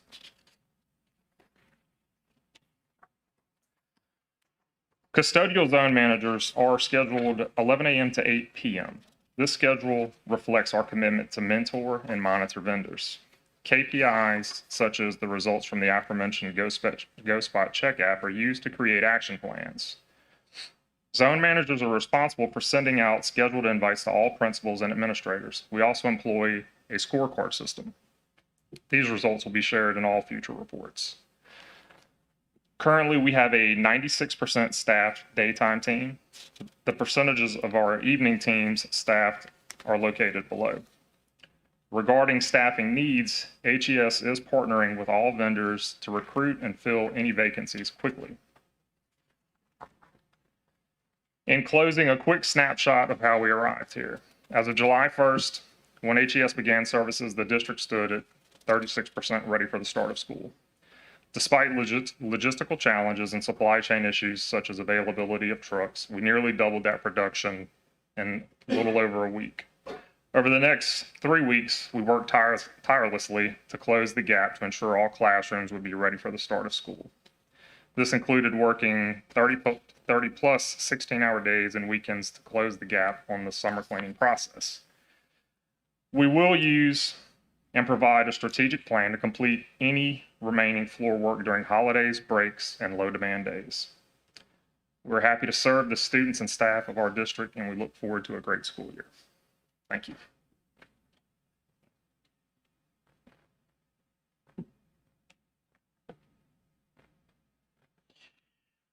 First and foremost, on the grounds piece, and I can say this with a bit of excitement, we're definitely happy to say that we are now contracted with RCI as our grounds vendor for all schools going forward as of August the 15th.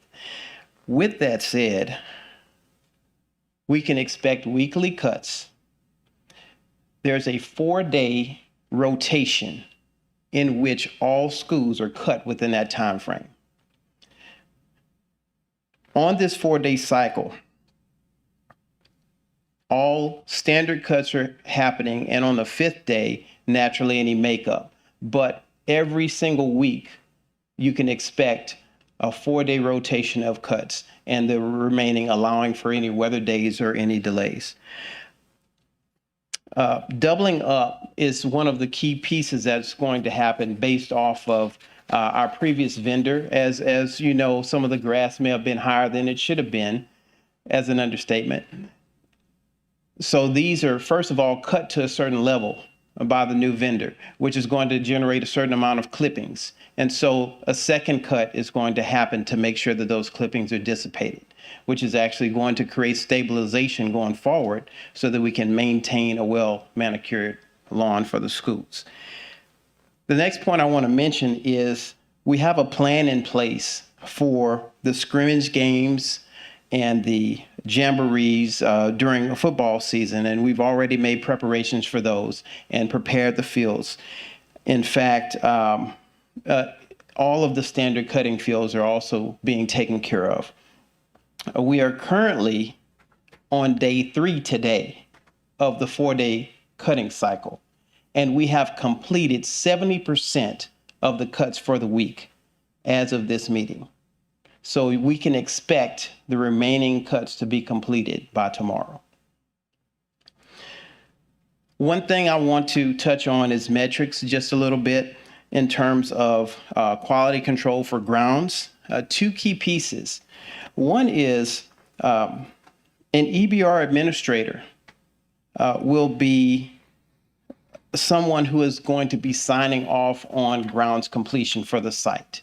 We're expecting grounds to be able to say everything's ready, verify this paperwork, everything's good. And so we just want to get a little bit of engagement to make sure that no one from the school is looking at it and saying, hey, these grounds are incomplete. We want the feedback, and that is what's going to help us as a team to generate good metrics. Secondly, from a zone management perspective, what we're also doing is employing Go Spot Check for the grounds piece. And the requirement is going to be every zone manager go to every school twice a month to conduct ground inspections. With this said, I'll be followed. All righty. Thanks, y'all. Ladies and gentlemen, as we close, I just want to give a quick go over about the warehouse piece, more specifically the mail route, which was brought up last meeting. So all routes are functional. So we have 4 routes as the prior vendor did, and we have the trucks and the vans to support that. We also are adopting new schools as they come online swiftly, so they're able to get everything they need. With that being said, thank you all so much for your time. I appreciate you. Thank you, Mr. Lannis. Thank you, President Tadman. Quick question. Would you say, in your opinion, the transition between you guys and Aramark was smooth? And I want you to be honest. Before you answer that, let me say this. Go ahead. I only asked that because I've heard several stories from people saying a lot of the equipment was going outside of the school, so that could have led to a lot of the delays that we've been seeing. Because I went to several schools inside of my own district, and literally, and I can't even fault you all for this, but literally the trash that was on the football field from the year prior season had not been emptied. To me, that's just, it made no sense. So I say that to say, that's why I want to ask you that question. Well, we were met with challenges, of course. I won't. Are you running say for that- office? No, I'm just kidding. We were certainly met with challenges, but our job isn't to look at those challenges. Our job is to do something about it, to protect the kids and make sure they have a safe environment to go to on a daily basis. Monique and her team did a fantastic job, a thorough job negotiating the contract. All right, took a little longer than expected. So what would normally take 2 months, we had about 3.5 weeks to do. All right. That being said, we are improving every day, and we look forward to partnering with EBR for a very long time to come. Where are we at with local vendors? Have we still filling spots, or everything is good to go? Oh yeah. Okay. We have all local vendors at night. Yes, sir. Okay. Yes, sir. Absolutely. I have some other questions, but I can ask those offline. You're good. Thank you. Thank you. For the time. But thank you, Mr. Lannis. And we're somebody referred to the issue. We're going to have a lot of people visiting our schools and our fields, and so we want to really make a good impression, and it's an opportunity for you all to make a really good impression. Absolutely. This is why we made the change so quickly. We're very excited for the teams to come on in, or ESPN or whoever. Yes, go. All righty. Wait, yeah, we know where they'll be. We know where to go to see them, right? All right. But we appreciate it. Thank you for the update. Appreciate it. But thank all of you all. It's 8:54, and I guess the last item is the redistricting report, and I guess that goes to you or whatever. I covered it in an earlier item. Go ahead. I had nothing new to report. Yeah, you do. I do. Just okay. we missed the federal. So we had an update this week in the federal case. The judge and the judges in that matter decided to, in compliance with the law, not interfere with the election and not render a decision regarding the election process. So the federal case has been put to rest, and so now we're just waiting to hear from the First Circuit Court of Appeals on the trial court issue.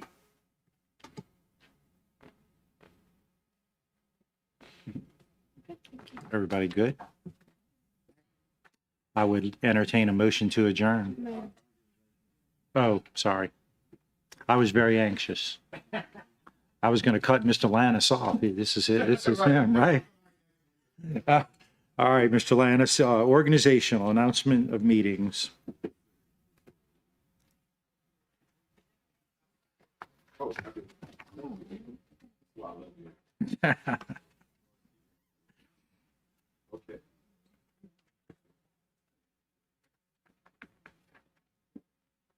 Okay, organizational items. This is item J, announcement of meetings. The board workshop will be held September 1st, 2022 at 5 p.m. at the Central Office Boardroom.